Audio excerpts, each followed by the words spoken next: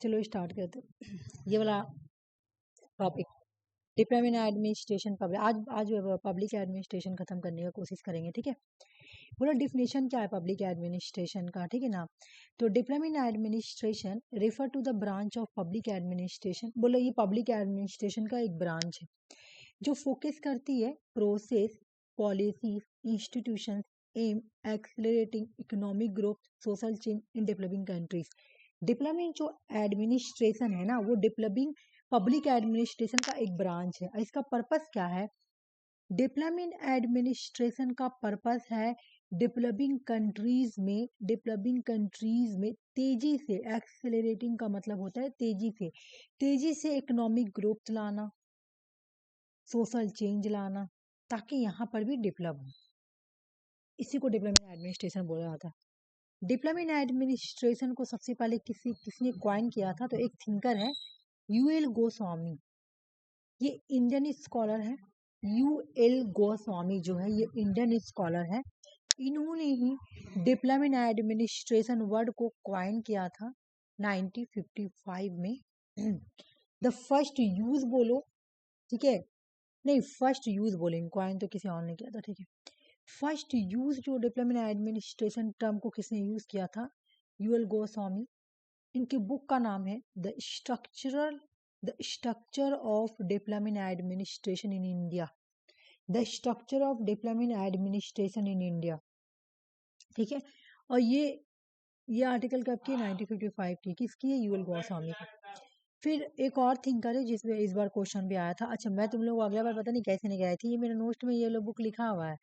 अगर मैं आरसी को पहले वाला नोट करवाई होंगी तो मे भी बुक हो पहले वाले में, क्योंकि ये सारा मेरा नोट है, मेरा पुराना ही नोट था। मतलब ये तो मैं अभी बनाई तुम लोगों के लिए, लेकिन जैसे मेरा नोट जो मैं पढ़ती थी उसमें ये बुक था। ठीक है, आ जाओ। जॉर्ज जैन अमेरिकन स्कॉलर थे और इनको क्रेडिट इसलिए दिया जाता है कि ये बोला जाता है कि 1950 में इन्होंने ही क्वाइन किया था डेवलपमेंट एडमिनिस्ट्रेशन को।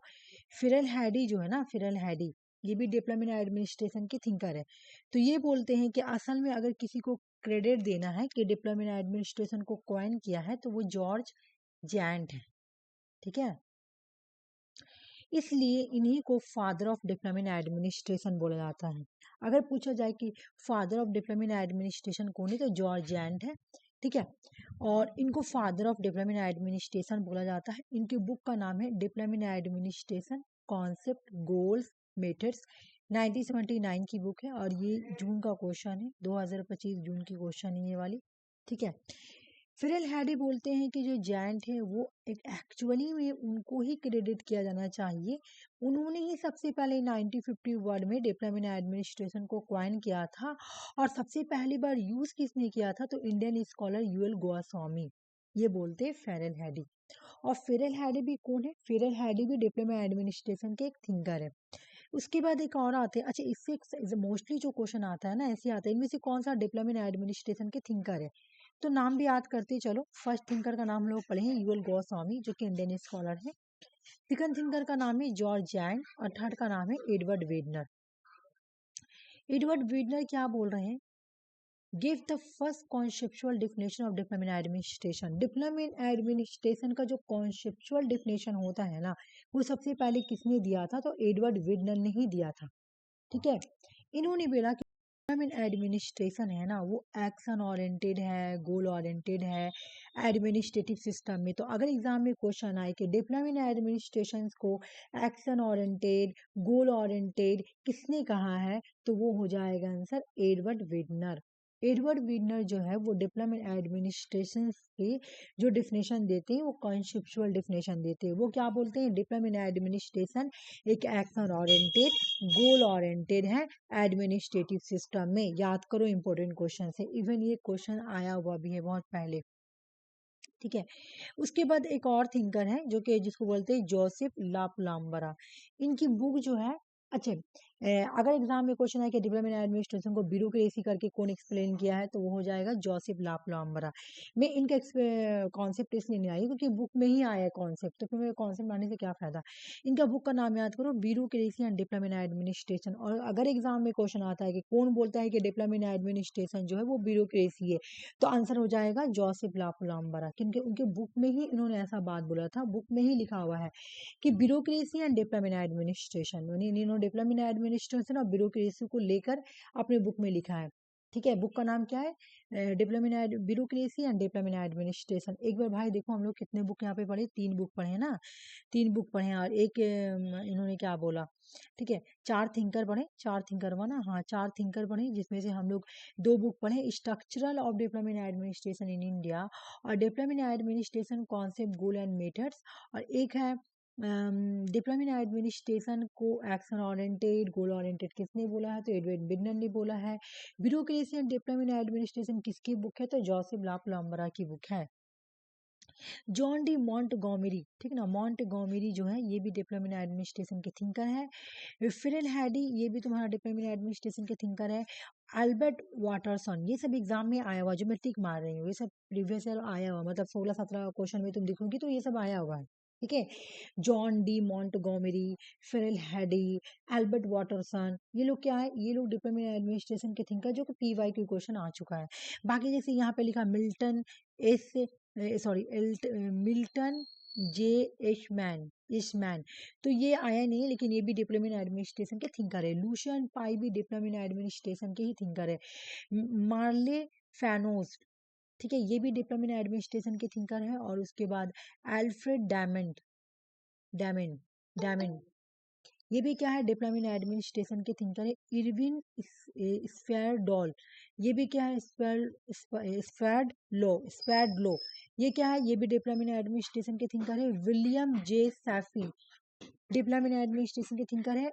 हैन विन ली, ये सारे ही डिप्लोमेट एडमिनिस्ट्रेशन के थिंकर है। ठीक है, एक बार मैं तुम लोगों को ये रिवीजन कराऊंगी, क्योंकि तुम लोगों के माइंड से निकल जाएगा। अच्छा, मैं डबल कर दी क्या, रुको, तो एक तो यहाँ एक पेज हो गया, उसके बाद एक पेज ये हो गया, अच्छा नहीं, ये वाला डबल हो गया, रुक जाओ, जोसेफ लापोलाम्बरा डबल है, बाकी सब ठीक है। ये फेरल हेडी के बारे में, ये ड्रिक्स के बारे में भी तो पढ़ेंगे। ठीक है, तो ये तुम लोगों को समझ में आ गया ना कि यूएल गोस्वामी जो थे सबसे पहले कॉइन किए थे, सबसे पहले यूज किए थे डेवलपमेंट एडमिनिस्ट्रेशन वर्ड को 1951 में। इनके बुक का नाम है the structure of development administration. ठीक है, जॉर्ज एंड वाला क्वेश्चन आया हुआ है, प्रीवियस क्वेश्चन है तुम्हारा, इस बार ही आया हुआ है। Development administration concept goal and methods, father of development administration किसको बोलेंगे, तो जॉर्ज एंड को बोलेंगे। एडवर्ड बिटनर ने क्या बोला कि डिप्लोमेट एडमिनिस्ट्रेशन क्या है, गोल ओरिएंटेड है, एक्शन ओरिएंटेड है। जोसेफ लापलम्बरा का बुक जो है ब्यूरोक्रेसी एंड डिप्लोमेट एडमिनिस्ट्रेशन। बाकी तुम्हारा जो एग्जाम में क्वेश्चन आया हुआ था, जैसे जॉन डी मॉन्टगोमेरी, फिरल हैडी और एल्बर्ट वाटरसन, ये सब डिप्लोमेट एडमिनिस्ट्रेशन के सारे ही थिंकर है। अब यहाँ पे आ जाओ, उसके बाद एक थिंकर आते हैं एफ.डब्ल्यू. रिक्स। तुम देखोगी हम लोग इतना इतना पब्लिक एडमिनिस्ट्रेशन पढ़ रहे हैं, आज पब्लिक एडमिनिस्ट्रेशन में कोशिश करूंगी कि लास्ट क्लास रखूं। ठीक है, कल से मैं दूसरा टॉपिक स्टार्ट करूंगी। मेरे कहने का मतलब ये है कि एफ.डब्ल्यू. रिक्स जो है, उनके बारे में हम लोग बहुत पढ़े हैं, क्योंकि वो ही ऐसा लग रहा ज्यादा कंट्रीब्यूट किए हैं, इन्होंने डिप्लोमेट एडमिनिस्ट्रेशन में भी अपना कंट्रीब्यूशन किया है। अब एक क्वेश्चन सुनो, आप कौन बोलता है, कौन ऐसा पर्सन है जो बोलता है कि जो डिप्लोमेट एडमिनिस्ट्रेशन है ना, मैं यहाँ पे लिख के बताऊंगी, उसके बाद समझाऊंगी।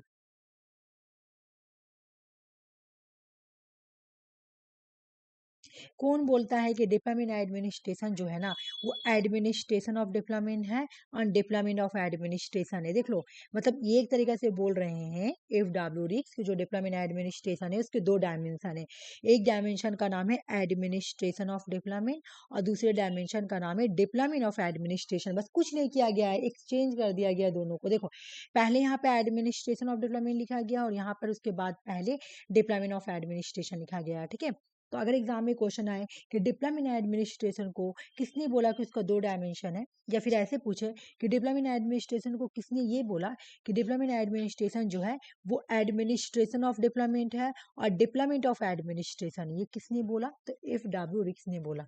ठीक है, एडमिनिस्ट्रेशन ऑफ डिप्लोमेट का मतलब क्या है, implementation of diplomat program and policy. मतलब कि एडमिनिस्ट्रेशन ऑफ डिप्लोमेट में क्या किया जाएगा, जो भी पॉलिसी होगा, जो भी प्रोग्राम होगा, उसको क्या किया जाएगा, इम्प्लीमेंट किया जाएगा। Concern with the methods and tool for executing deployment goal. Deployment goal के लिए जो भी मेथड टूल्स है उसको एग्जीक्यूट किया जाएगा, एडमिनिस्ट्रेशन ऑफ डिप्लॉयमेंट में बोला गया है। बाकी तुम लोगों को ये नहीं याद करना है कि क्या क्या बोला गया, तुम लोगों को सिर्फ ये याद करना है कि डिप्लॉयमेंट एडमिनिस्ट्रेशन को रिस्क क्या बोलते हैं, कि इसके दो डायमेंशन है, ये एडमिनिस्ट्रेशन ऑफ डिप्लॉयमेंट भी है और ये डिप्लॉयमेंट ऑफ एडमिनिस्ट्रेशन भी है। देखो ये लाइन याद करोगे तो तुम लोगों का पूरा हो जाएगा, बाकी ये समझ लो, ठीक है। डिप्लॉयमेंट एडमिनिस्ट्रेशन का मतलब क्या है कि ये फोकस करते हैं कि स्ट्रेंथनिंग करना, एडमिनिस्ट्रेटिव सिस्टम को और स्ट्रांग बनाना, ठीक है, उनमें कैपेसिटी बिल्डिंग करना, रिफॉर्म करना, ट्रेनिंग करना, इंस्टीट्यूशंस बिल्डिंग करना, ठीक है। तो ये क्या बोलते हैं, जो डिप्लॉयमेंट एडमिनिस्ट्रेशन है वो एडमिनिस्ट्रेशन ऑफ डिप्लॉयमेंट है और डिप्लॉयमेंट ऑफ एडमिनिस्ट्रेशन है। बोले ये बिल्कुल रेसिप्रोकल रिलेशनशिप है, ये ये बिल्कुल चिकन और एग के जैसा दोस्ती है इन दोनों का। इन दोनों का दोस्ती कैसा है, चिकन और एग। अगर एग्जाम में क्वेश्चन आए कि किसने बोला कि डिप्लॉयमेंट एडमिनिस्ट्रेशन में जो रिलेशन है ना वो चिकन और एग के जैसा है। चिकन, तुम लोग चिकन जानती हो ना, चिकन और एग दोनों जानती होगी तुम लोग। तो यहाँ पे वही फिरल हैडी ये यूज करते हैं कि जो डिप्लॉयमेंट एडमिनिस्ट्रेशन ऑफ डिप्लॉयमेंट है और डिप्लॉयमेंट ऑफ एडमिनिस्ट्रेशन है, ये दोनों का रिलेशन पता है कैसा है, चिकन और एग के जैसा है, ठीक है। इन दोनों का रिलेशन चिकन और एग के जैसा है। फेरल हैडी समझ में, सॉरी एफडब्ल्यूडी समझ में आ गया। अभी मैं रिवीजन भी कराऊंगी, रुक जाओ पहले। इनका फीचर्स एग्जाम में बहुत बार आया हुआ है, अगर तुमने प्रीवियस क्वेश्चन सॉल्व की होगी तो देखी होगी, ठीक है। क्या क्या फीचर देख लेते हैं। इसका फीचर है चेंज ओरिएंटेशन, गोल ओरिएंटेशन, यानी ये डिप्लॉयमेंट एडमिनिस्ट्रेशन में क्या है, चेंज करना है, ठीक है। डेवलपमेंट एडमिनिस्ट्रेशन, अब डेवलपमेंट करना है। अच्छा, डेवलपमेंट एडमिनिस्ट्रेशन डेवलपिंग कंट्री के लिए आई थी, ठीक है ना। अगर तुमसे कोई पूछा जाए कि डेवलपिंग कंट्री के अंदर कौन कौन आएगा तो साफ बोलना, Latin America, Africa, Asia, Asia Africa Latin America, ठीक है। तो उन्होंने के लिए मतलब मैं बता रही हूँ, एशिया अफ्रीका ये लोग क्या है, डेवलपिंग कंट्री। ये सब अंडर डेवलप्ड हो गया ना। नहीं आज नहीं, देखो मेरी बात, यहाँ पे जब इन्होंने बोला ना तो इनको डेवलपिंग कंट्री करके ही बोला गया, under developing Asia Africa Latin America, ये सब तो कॉन्टिनेंट है ना सुषमा। हाँ। और इनको पब्लिक एडमिनिस्ट्रेशन में डेवलपिंग कंट्री करके ही रेफर किया गया है। देखो अलग अलग थिंकर अगर अलग अलग रेफर कर रहा है, जैसे मेरे बात सुनो, मैं आर्टिकल लिख रही हूँ, ठीक है।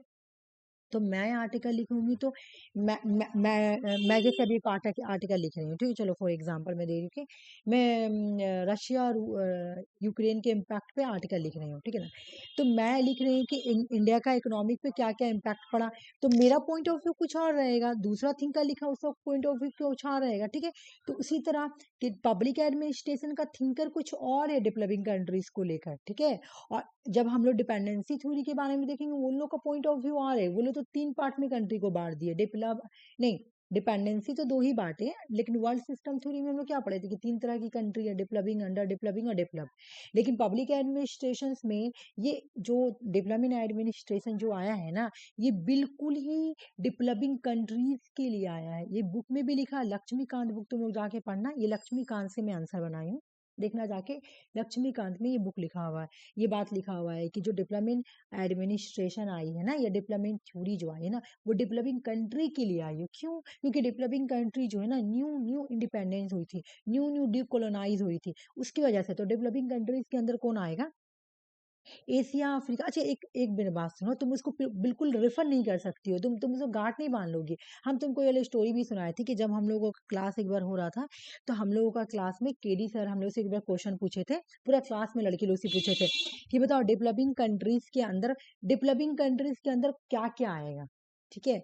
तो ये अगर तुमसे कोई पूछे कि डेवलपिंग कंट्रीज के अंदर क्या क्या आएगा, तो तुम्हारा आंसर यही होगा, एशिया अफ्रीका लातिन अमेरिका, तुम इससे हट नहीं सकती हो। अब इसके अंदर जो भी अंडर डेवलप है, देखो एशिया के अंदर तुम आ जाएगा नेपाल, नेपाल अंडर डेवलप है, लेकिन ये तो कॉन्टिनेंट है ना, तो कॉन्टिनेंट को हम लेंगे डेवलपिंग कंट्रीज, ठीक है ना। तो हम लोग से जब सर पूछे थे कि बताओ डेवलपिंग कंट्रीज के अंदर क्या क्या आएगा, तो जैसे हम लोग क्लास के बहुत सारे लड़की, कोई दिल्ली, कोई मुंबई, कोई अमेरिका, ऐसे ऐसे करके अपना मतलब से आंसर दे दिए।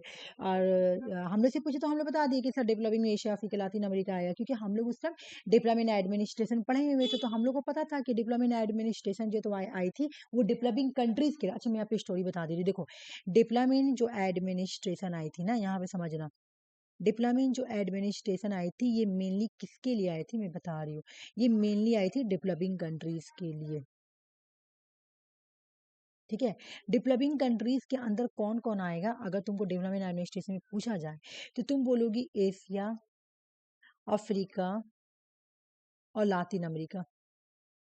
ठीक है, हमको ना थोड़ा कंफ्यूजन हो गया था अंडर डेवलप और डेवलपिंग हाँ कंट्रीज अब में। तुम जाओ, सब समझ। अब तुम जाओ एशिया के अंदर नेपाल को ढूंढो, नेपाल हो जाएगा।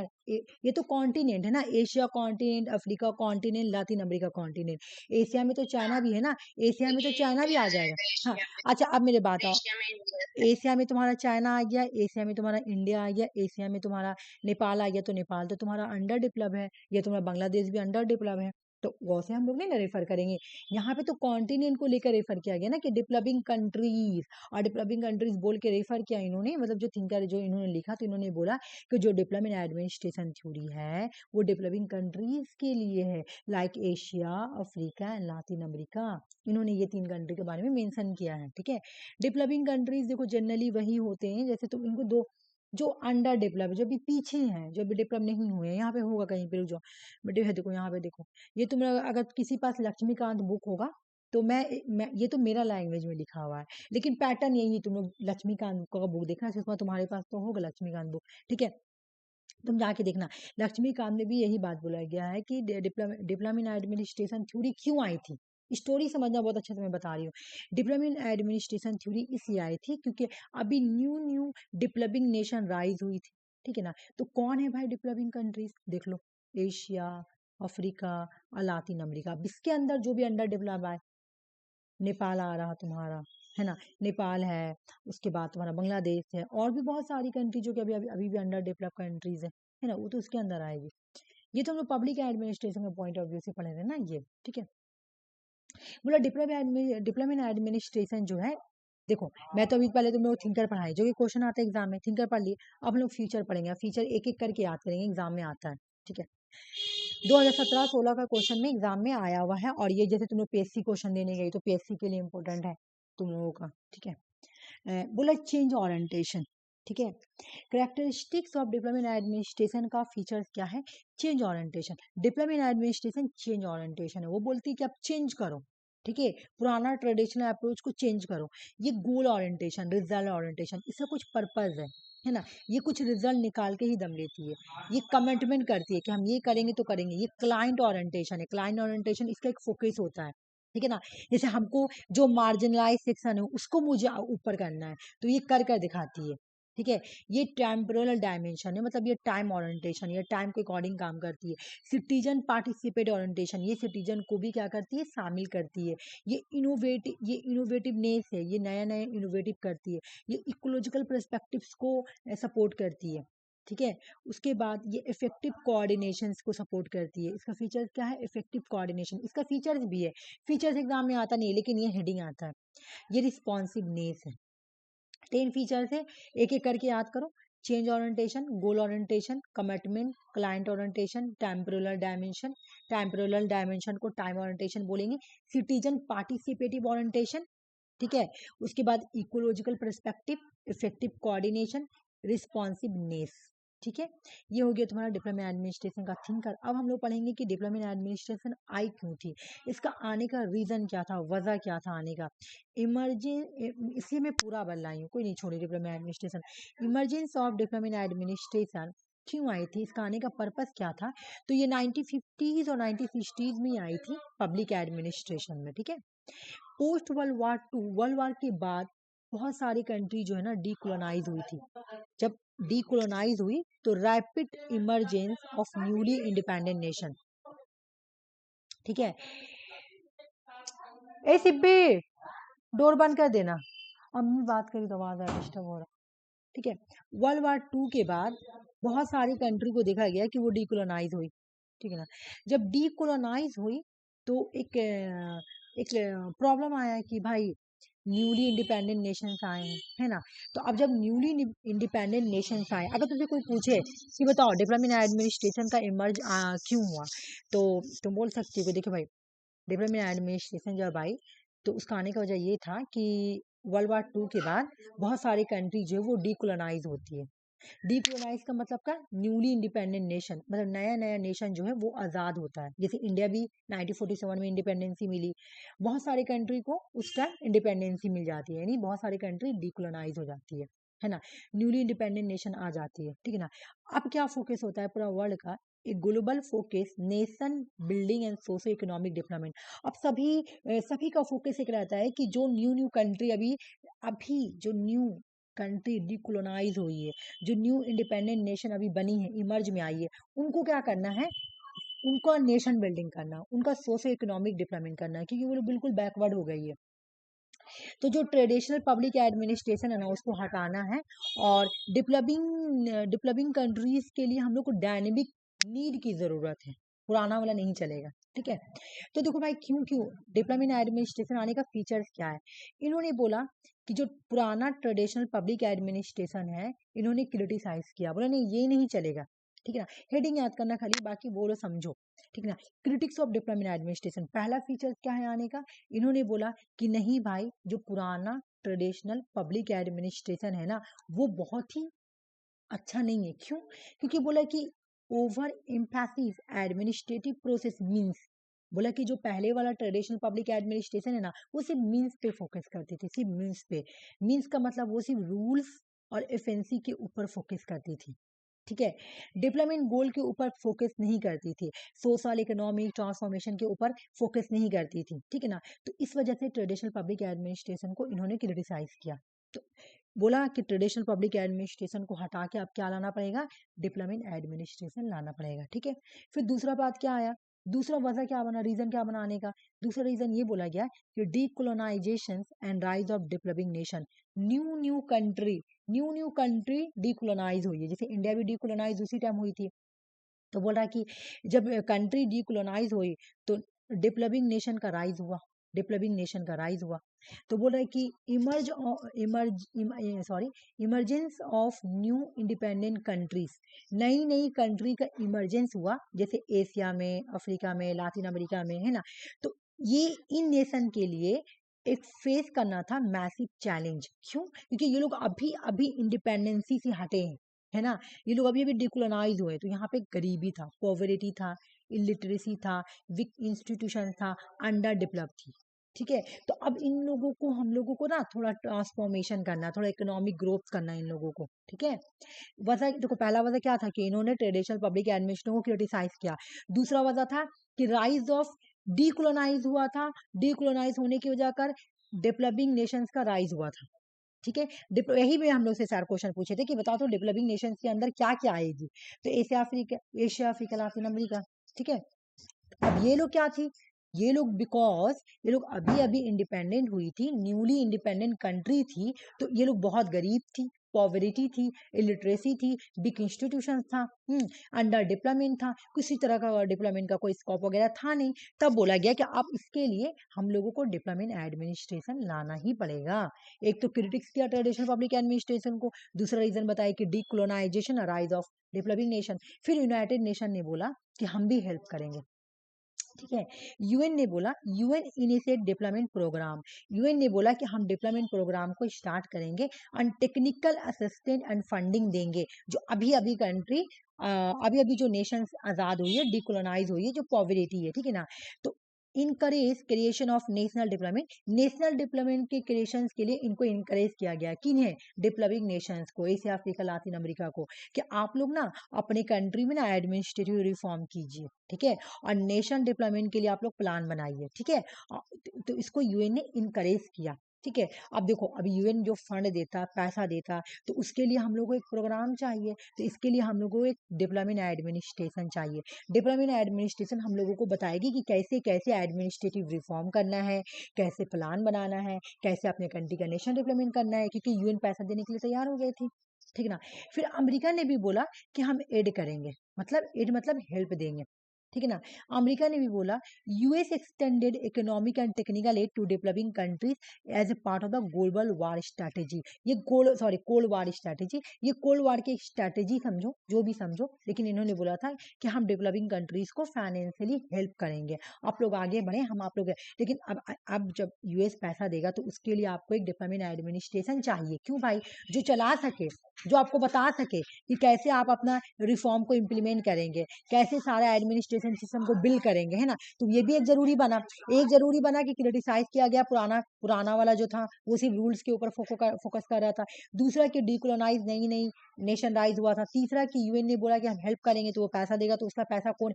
देखो, हम तुमको 10,000 रुपए दे देंगे, जाओ तुम जाके शॉपिंग करो। तुमको सडनली देंगे, तुमको मार्केट में समझ में नहीं आया क्या लूं क्या नहीं, लेकिन मैं तुमको पहले से बोल दूंगी कि मैं तुमको 10,000 रुपए तुम लोग को दे रही हूँ शॉपिंग करने के लिए। तुम अपने माइंड में पहले से प्लान बनाओगे, ये करना है, ये लेंगे वो लेंगे वो लेंगे, तो वो अच्छे से शॉपिंग होगा अगर पहले से बता देंगे तो, है ना। तो यूएन जब पैसा देगा तो उसके लिए कोई होगा तो, कि कहाँ कहाँ कैसे कैसे करना है, तो इसलिए डेवलपमेंट एडमिनिस्ट्रेशन की जरूरत पड़ी।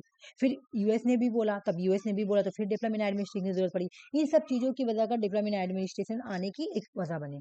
ठीक है, और भी दो है, देख लो। ये एक तो भाई कैग आ गया था। कैग भी एक रीजन बना, सुन लो।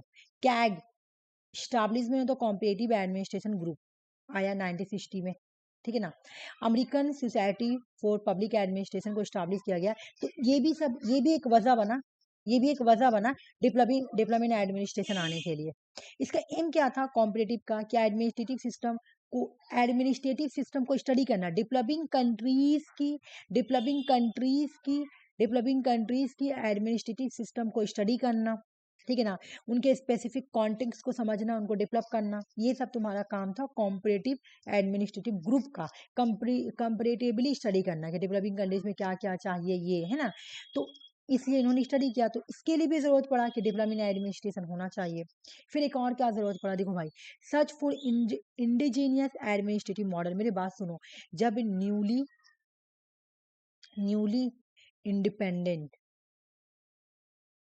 इंडिपेंडेंट कंट्री आई, ठीक है, सॉरी, ये न्यू कंट्री आया, ठीक है। अब मेरी बात सुनो, अब वेस्ट था यहाँ पर ही, और ये वेस्टर्न कंट्रीज, ओ सॉरी रुक जाओ, मुझे वहां लिखना पड़ेगा ना, वेस्टर्न कंट्रीज।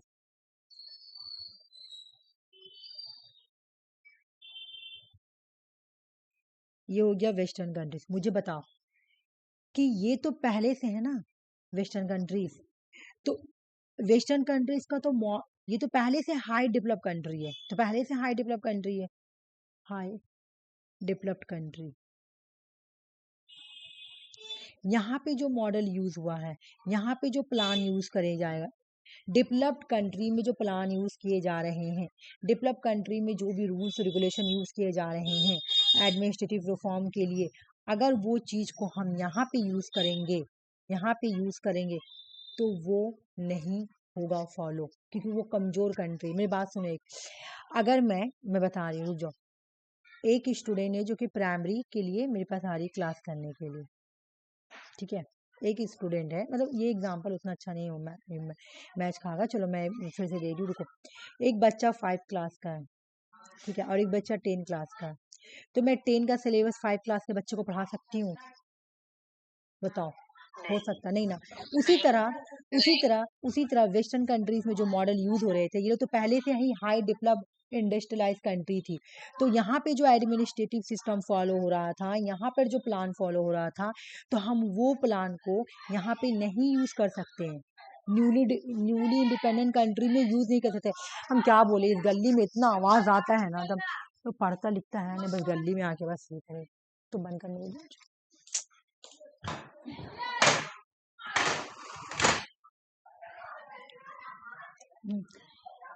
तो वही मैं बात बोल रही हूँ कि 10 क्लास का सब्जेक्ट को मैं 5 क्लास के बच्चे को नहीं पढ़ा सकती हूँ। उसी तरह वेस्टर्न कंट्रीज उस टाइम जब बहुत सारी कंट्री जो डिकोलोनाइज हुई थी, न्यूली इंडिपेंडेंट हुई थी, वो तो वीक थी, है ना, बैकवर्ड कंट्री थी। अब उस कंट्री में हम वेस्ट का मॉडल को अप्लाई करेंगे तो कभी भी अप्लाई नहीं होगा। तो इसीलिए बोला गया कि search for indigenous administrative model, बोला गया कि हम लोगों को इंडिजीनियस एडमिनिस्ट्रेटिव मॉडल को सर्च करना पड़ेगा, ठीक है, क्योंकि western model of bureaucracy were often incompatible with the socio political reality developing countries. बोला वेस्ट के मॉडल को अगर हम यूज करेंगे डेवलपिंग कंट्रीज में तो वो इनकम्पेटेबल हो जाएगा, ठीक है, ठीक है। Scholar and practitioner sought new indigenous approach. जितने भी स्कॉलर थे और प्रैक्टिशनर थे, इन्होंने बोला कि हम लोगों को एक न्यू इंडिजिनियस अप्रोच की ज़रूरत है, और ये भी एक वजह बना डेवलपमेंट एडमिनिस्ट्रेशन आने का। डेवलपमेंट एडमिनिस्ट्रेशन डेवलपिंग कंट्री के लिए है, याद रखना।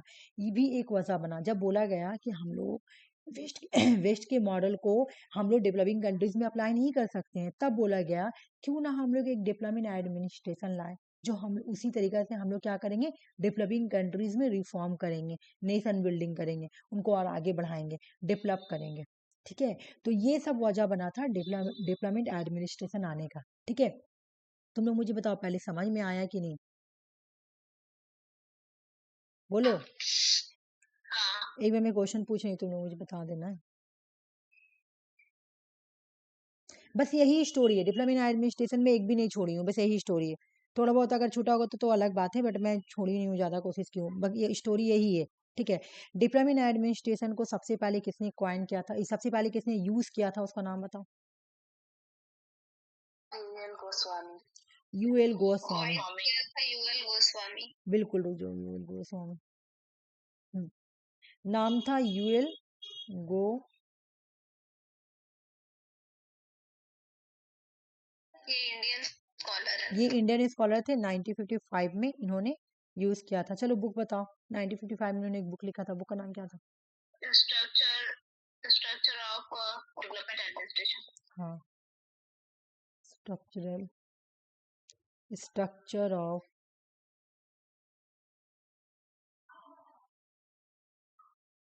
तुम लोग ये पढ़ी थी ना मास्टर्स में, कौन कौन पढ़ाया है बताओ तो, ये वाला डेवलपमेंट एडमिनिस्ट्रेशन टॉपिक हम लोग पढ़े थे मास्टर्स कुछ में। याद ही नहीं है। वो याद नहीं? नहीं याद है दीदी। अच्छा ठीक है। हम ग्रेजुएशन में पढ़े थे तो रट्टा मार के एग्जाम दिए थे। नहीं, हम लोग तुम्हारा मास्टर्स में पढ़े, जी। ग्रेजुएशन में मैं भी पढ़ी थी, तो मुझे कोई याद नहीं है, कुछ नॉलेज नहीं मुझे ग्रेजुएशन का।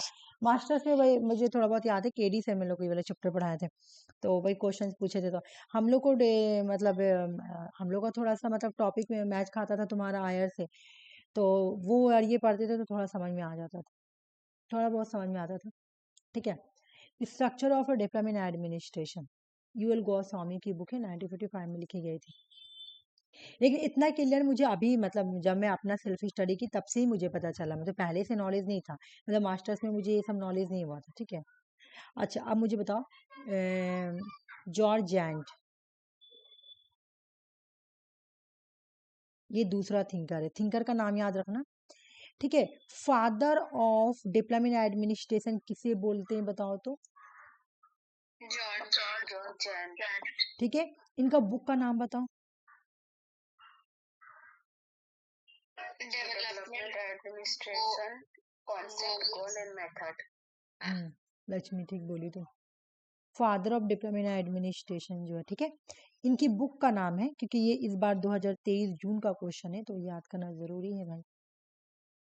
ठीक है, चलो बुक याद करो, डेवलपमेंट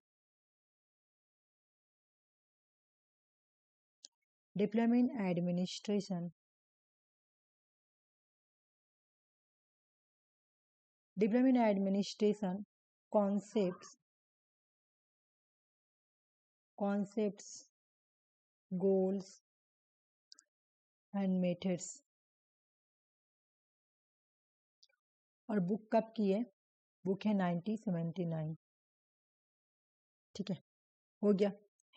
अच्छे, मुझे नेक्स्ट बताओ कि कौन ऐसा थिंकर है जो बोलते हैं कि डेवलपमेंट एडमिनिस्ट्रेशन जो है वो है goal orientation, action orientation, development administration, बोलो। फेरल हेडिंग। एडवर्ड बिटनर, लक्ष्मी सही बोली, एडवर्ड बिटनर बोलते हैं कि डेवलपमेंट एडमिनिस्ट्रेशन जो है, मैं लिखनी होती है एडीएम, ठीक ना, वो क्या है, डेवलपमेंट एडमिनिस्ट्रेशन एक्शन ओरिएंटेड है। ठीक है, क्या है, एक्शन ओरिएंटेशन, ये भी तुम्हारा क्वेश्चन आया हुआ एग्जाम में, ओरिएंटेड, एक्शन ओरिएंटेड है, गोल ओरिएंटेड है।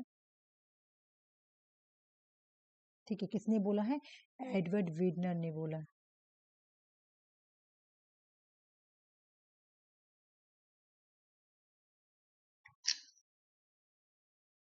ये हो गया। अच्छा, ब्यूरोक्रेसी एंड पॉलिटिकल डेवलपमेंट किसकी बुक है?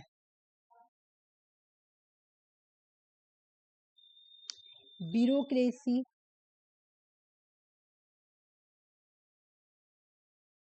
ब्यूरोक्रेसी एंड, ये है फेरल हेडी का। नहीं सुषमा तुम फेरल हेडी पे लटकी हुई हो। जोसेफ जोसेफ लापुलाम्बरा, बिल्कुल सही बोले, हाँ। हाँ हाँ, ला पलम्बोरा। ब्यूरोक्रेसी एंड, अरे एग्जाम में क्वेश्चन आए कि डिप्लोमेट एडमिनिस्ट्रेशन को ब्यूरोक्रेसी से रिलेटिव किसने किया है, तो वो भी आंसर हो जाएगा लापुलाम्बरा, जोसेफ, ठीक है, जोसेफ लापुलाम्बरा,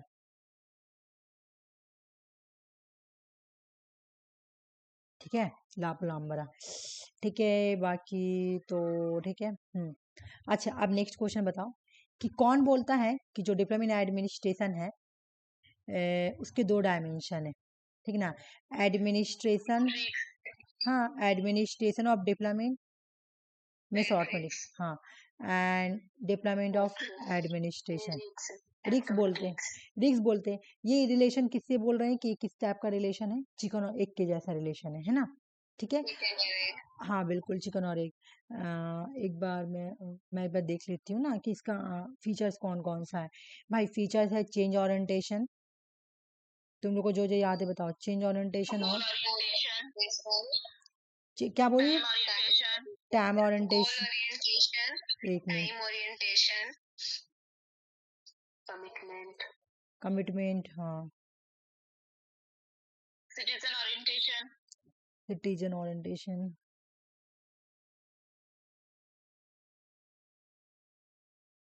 इकोलॉजिकल पर्सपेक्टिव, बिल्कुल, ecological perspective, ecological perspective, ecological perspective.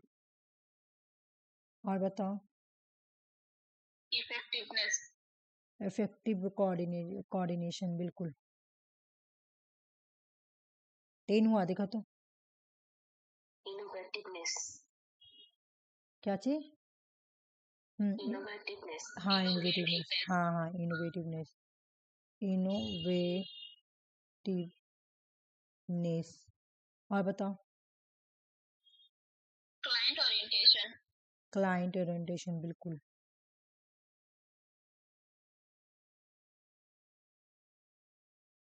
और बताओ, रिस्पॉन्सिवनेस,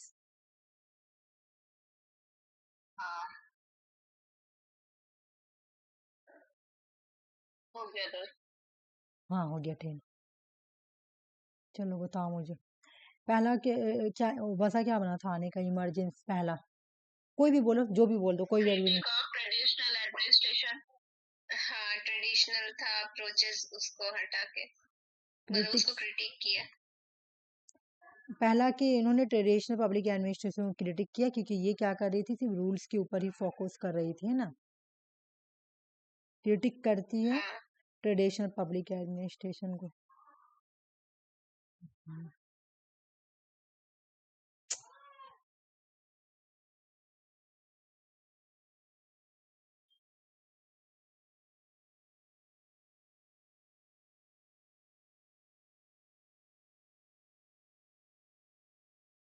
एडमिनिस्ट्रेशन को, और दूसरा क्या रीजन बना था, decolonization, rise of developing nation,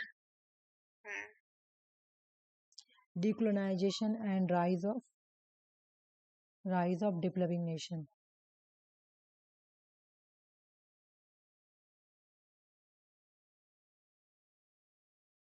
तीन नंबर बताओ। अमेरिका इंटरफेरेंस की इनोवेशन है सर।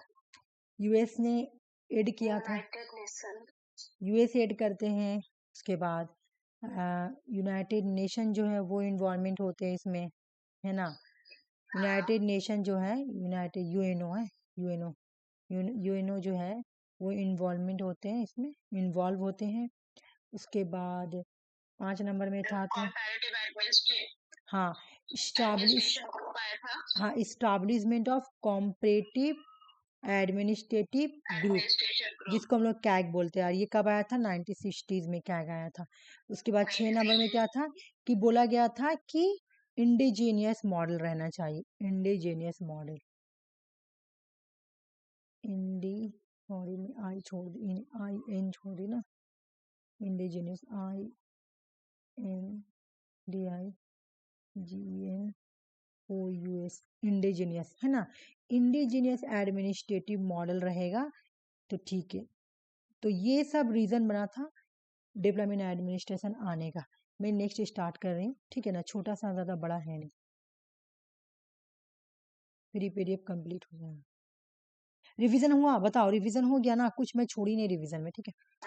कौन है ना, ठीक है, तुम लोग को बस समझ में आना चाहिए, ठीक है ना। कौन है जो डिफरेंस नहीं करते हैं कि पब्लिक, देखो मैं डिफिनेशन नहीं लाई, पब्लिक एंड प्राइवेट एडमिनिस्ट्रेशन का तुम लोग को बहुत अभी पढ़ना है, ठीक है। कौन है जो पब्लिक और प्राइवेट एडमिनिस्ट्रेशन में डिफरेंस नहीं करती है, बोलते कि पब्लिक और प्राइवेट एडमिनिस्ट्रेशन में कोई डिफरेंस नहीं है। तो भाई फ्यूल है, फॉलेट है और यूरबिक है, ये लोग बोलते हैं पब्लिक और प्राइवेट एडमिनिस्ट्रेशन में कोई फर्क है ही नहीं, ठीक है। मैं नहीं मानता हूँ कि कोई फर्क है।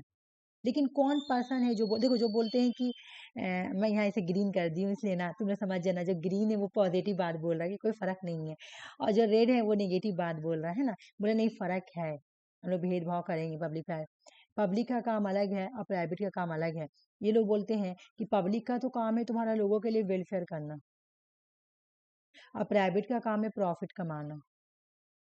प्राइवेट कौन होता है, जैसे इंडस्ट्रीज वगैरह लोग है ना, तो उनका काम होता है प्रॉफिट कमाना, और पब्लिक का काम होता है लोगों का वेलफेयर करना। तो बोलते हैं कि नहीं भाई डिफरेंट है, पब्लिक और प्राइवेट एडमिनिस्ट्रेशन में डिफरेंट है। तो ये हो गया तुम्हारा Paul H Appleby, sir Josiah Stamp, Herbert Simon, Peter Drucker, ये लोग बोलते नहीं फर्क है, पब्लिक का काम है लोगों का वेलफेयर करना, प्राइवेट का काम है प्रॉफिट करना। तो बिल्कुल दोनों डिफरेंट चीज है, ठीक है। ड्यूड वाल्डो का मैं ज़्यादा डीप में नहीं गई हूँ। जब तुम लोग ये पढ़ोगे, क्या नाम है, अगर नेट निकल जाए, इंशाल्लाह निकल जाएगा तुम लोगों का, तो जब तुम लोग पीएससी का एग्जाम दोगी तो वहाँ पे तुम लोगों को ड्यूड वाल्डो जाकर डीप में पढ़ना पड़ेगा, क्योंकि वहां से थोड़ा क्वेश्चन आता है। अभी इससे सिर्फ बुक ही पूछा जाता है, अभी तक का नेट में इससे ऐसा कोई क्वेश्चन नहीं आया है कि डीप में जाए, ठीक है। तुम देखी होगी ये वाला जून का क्वेश्चन है, ठीक है, और ये क्वेश्चन तो बहुत बार आया हुआ है, बहुत बार आया हुआ है, और ये क्वेश्चन भी बहुत बार आया हुआ है, ठीक है। बाकी इनका सारे बुक हम लोग पढ़ेंगे। ड्यूड वाल्डो की फर्स्ट बुक है एडमिनिस्ट्रेटिव स्टेट, ठीक है। मैं इसका डिफिनेशन नहीं कर रही हूँ कि क्या है इसका डिफिनेशन, तुम लोग हौच पौच हो जाएगा। द स्टडी ऑफ, मैं कल 3 थिंकर का नाम बताई थी, कैसे करके याद करना। स्टडी ऑफ एडमिनिस्ट्रेशन लिखना, ये वाला बुक याद करा रही थी, तो study of public public administration, तो मैं बोली थी कि एक मिनट रुक जाओ, मैं ऐसे नहीं बोली थी, मैं तुम लोगों को कल याद करा रही थी तो बोली थी ऐसे लिख लेना, ये 3 को ऐसे याद करना, है ना, ऐसे रखना। हाँ, पब्लिक ऐसे करना, पब्लिक एडमिनिस्ट्रेशन, ठीक है, कर दी। अब यहाँ पे एलिमेंट्स हो जाएगा, अगर एलिमेंट्स ऑफ, और यहाँ पे अगर स्टडी हो जाएगा, और एक प्रिंसिपल हो जाएगा, है ना, ऑफ ऑफ, बाकी सेम सेम। तो ये हो जाएगा तुम्हारा एफ एम मार्क्स का बुक, और ये हो जाएगा तुम्हारा इसका डूड वाल्डो का बुक, और ये हो जाएगा बिलुक बॉय का book, principle of public administration, है ना। तो इस तरह से मैं तुम लोगों को बोली थी कि याद कर लेना। बाकी इनका स्टडी ऑफ पब्लिक एडमिनिस्ट्रेशन 1955 की बुक है। नोबलिस्ट ऑन ऑर्गेनाइजेशन एडमिनिस्ट्रेशन 1968 की बुक है। उसके बाद तुम्हारी है public administration in time of turbulence, और ये बुक बना था, रीजन बोलो तो किस चीज का रीजन बना था न्यू पब्लिक एडमिनिस्ट्रेशन आने का, न्यू पब्लिक एडमिनिस्ट्रेशन आने का वजह बना था तुम्हारा ये बुक, कल मैं पढ़ाई थी, ठीक है। डेमोक्रेसी, ब्यूरोक्रेसी, हैपोक्रेसी, डेमोक्रेसी ब्यूरोक्रेसी हैपोक्रेसी है, 1927 की बुक है। इंटरप्राइजर और पब्लिक एडमिनिस्ट्रेशन 1980 की बुक है। बताओ तुम लोगों को याद हुआ कुछ भी? Administrative state 1948, study of public administration 1955, the novelist on organisation and administration 1968 की book, public administration in a time of turbulence 1971 की बुक, डेमोक्रेसी ब्यूरोक्रेसी हैपोक्रेसी 1977 की book, the enterprise of public administration 1980 की बुक। ये सारी ही Dwight Waldo की book है। Questions करो, थोड़ा माइंड फ्रेश हो जाएगा, उसके बाद में आगे चलती। नहीं नहीं नहीं, अभी क्वेश्चन नहीं कराऊंगी, रुको, ये तो एक बार बचाओ, ये वाला। यूनिटी ऑफ कमांड का मतलब क्या है? यूनिटी ऑफ कमांड का मतलब है इच एम्प्लॉय, हर एक एम्प्लॉय शुड रिसीव ऑर्डर, हर एक एम्प्लॉय को चाहिए कि वो रिसीव करे ऑर्डर सिर्फ एक ही सुपीरियर का, ठीक है, इसी को बोलते हैं यूनिटी ऑफ कमांड। अच्छा, स्पैन ऑफ कंट्रोल क्या है? The number of subordinate a manager supervise can effectively direct and control. बोला कि कितने सबऑर्डिनेट को एक मैनेजर सुपरवाइज कर सकता है, इफेक्टिवली डायरेक्ट कंट्रोल कर सकता है। कितने कितने सबऑर्डिनेट एक मैनेजर के अंदर सुपरवाइज हो सकता है, इसी को बोला जाता है स्पैन ऑफ कंट्रोल। ये क्वेश्चंस का आंसर बताओ, उसके बाद में तुम लोगों को चलती हूँ। Father of the option 2। और बताओ, ऑप्शन 2 और बताओ। नंबर, हाँ दी ऑप्शन 2। अच्छा, मैं तुम लोग को यहाँ पे एक चीज बताऊंगी, ये इसके थिंकर है, जल्दी से बता दो। डिप्लोमेट एडमिनिस्ट्रेशन, ये क्या है? Diplomat administration. और ये क्या है? Formal. Chester Barnard formal informal दोनों ही थिंकर है ना? फॉर्मल इनफॉर्मल दोनों। हाँ, दोनों ही थिंकर है। ये पीडीएफ कंप्लीट करके मैं इसको बंद करती हूँ।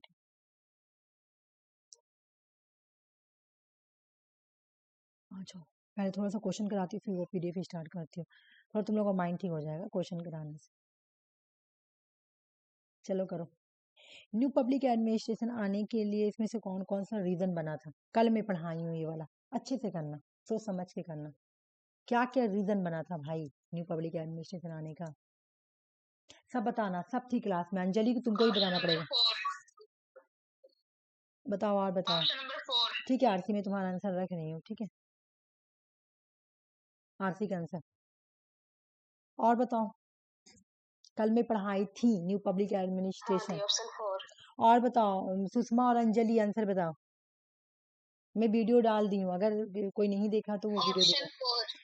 और बताओ अंजलि तुम, कल मैं बताई थी ना कि न्यू पब्लिक एडमिनिस्ट्रेशन आने के लिए कुछ कुछ इवेंट रिस्पॉन्सिबल था, जैसे मैं हनी रिपोर्ट बताई थी, उसके बाद फिलाडेल्फिया बताई थी, फिर मीनू बुक कॉन्फ्रेंस 1 था वहां पे, 2 नहीं था।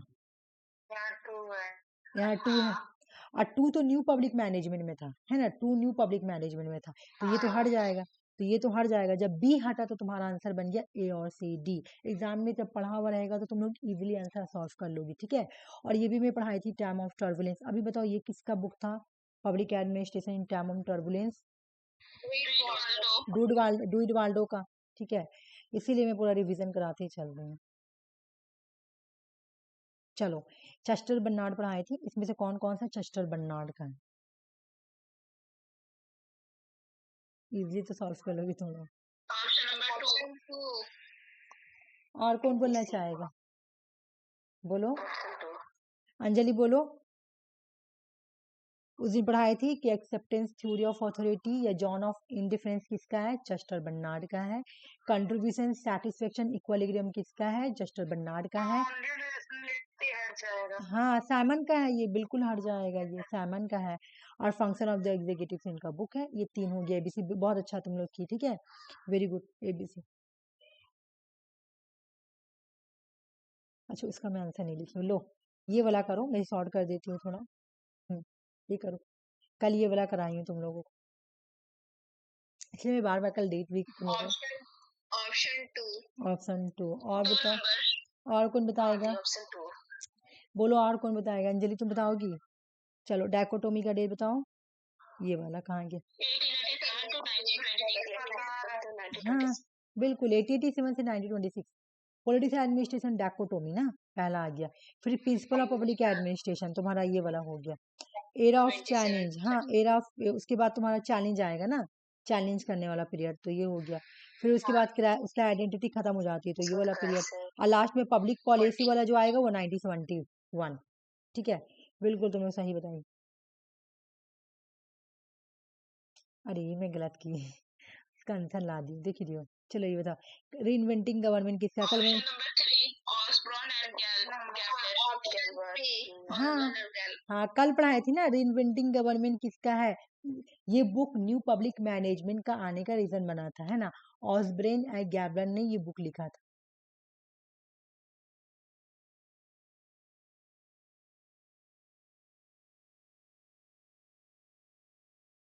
चलो ये वाला 36 का बताओ, तो इसमें से इनकरेक्ट कौन सा, गलत कौन सा?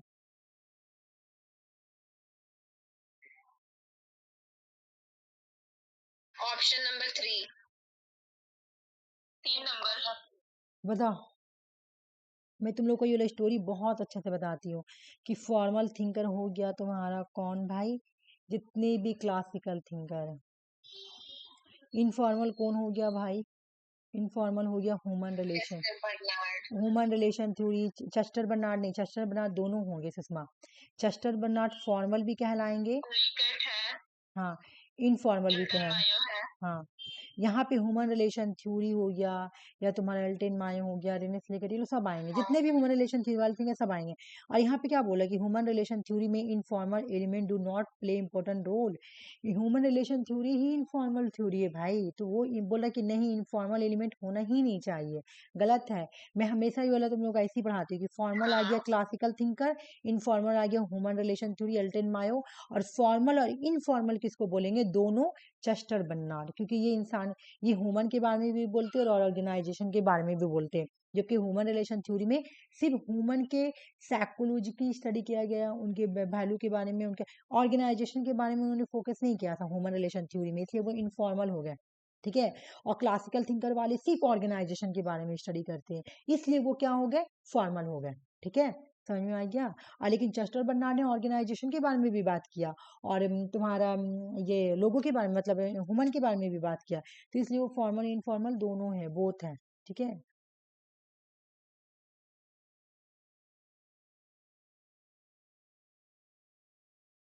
अच्छा ये तो अभी वो वाला उधर पढ़ाओगे ना पब्लिक, ये वाला, अल्लाह ये गलत कर दी मैंने, सलाह दी।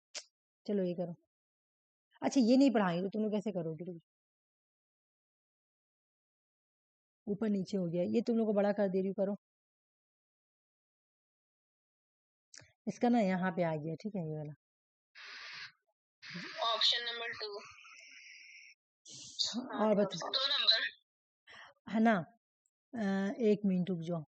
डिसीजन मेकिंग हैबिट सैमन, ठीक है। इकोलॉजिकल अप्रोच तुम्हारा एफ पढ़ाई थी कल ही, एफ का ecological approach. New public administration Meenu book conference 1, और डिप्लोमेट एडमिनिस्ट्रेशन तुम्हारा एडवर्ड विडनर। चलो, ये इस बार का क्वेश्चन नहीं है, लेकिन इस बार भी इससे क्वेश्चन आया हुआ है, ये पहले का क्वेश्चन है, यहाँ पे शायद क्रोनोलॉजिकल मांग रहा, देख लो, करो, पहले क्या होगा, पहले क्या होगा, पहले क्या होगा। Option 2, option number 2। ऑप्शन 2, और कौन बोलना चाहेगा, उस दिन क्लास में करवाएंगे। सबसे अच्छा इजी है कौन सा, पार्टिसिपेटिव बहुत अच्छा है ना, पार्टिसिपेटिव ये बहुत अच्छा है, पार्टिसिपेटिव वाला, तो सी कर दो ना लास्ट में। और डी हो गया एक्सप्लोटेटिव, ऑथोरिटेटिव, डी पहले आ जाएगा, बिनोवैलेंट, उसके बाद कंसल्टेटिव, और उसके बाद तुम्हारा पार्टिसिपेटिव, ठीक है। चलो भाई, हैज़बर्ग की थ्योरी इसमें से कौन सा, ये तो बहुत ही इजी है तुम लोगों के लिए। Option 4, option number 4, motivational theory, motivational theory उन्होंने दिया है, कुछ कुछ मैं आंसर ला दी, लो आने दे बाबू, थोड़ी कुछ करेगा, आने दे। ये भी नकाब लेने आया तेरा मम्मा को बाहर लेके जाना है, लो ये वाला करो। ऑप्शन नंबर 3 बोलो, ऑप्शन 3 एबीडी। हाँ ऑप्शन 3 बोलो अंजलि। देखो उस दिन टेलर पढ़ाए थे, एफ टेलर, तो बुक था ना, piece rate system, on the art of cutting metals, और सॉफ्ट मैनेजमेंट, ये तीनों ही बुक एबीडी किसका है। अब चलो मैं टॉपिक स्टार्ट करती हूँ, ठीक है, उसके बाद हो जाएगा, तो उसके बाद मैं यहाँ पे फिर आऊंगी।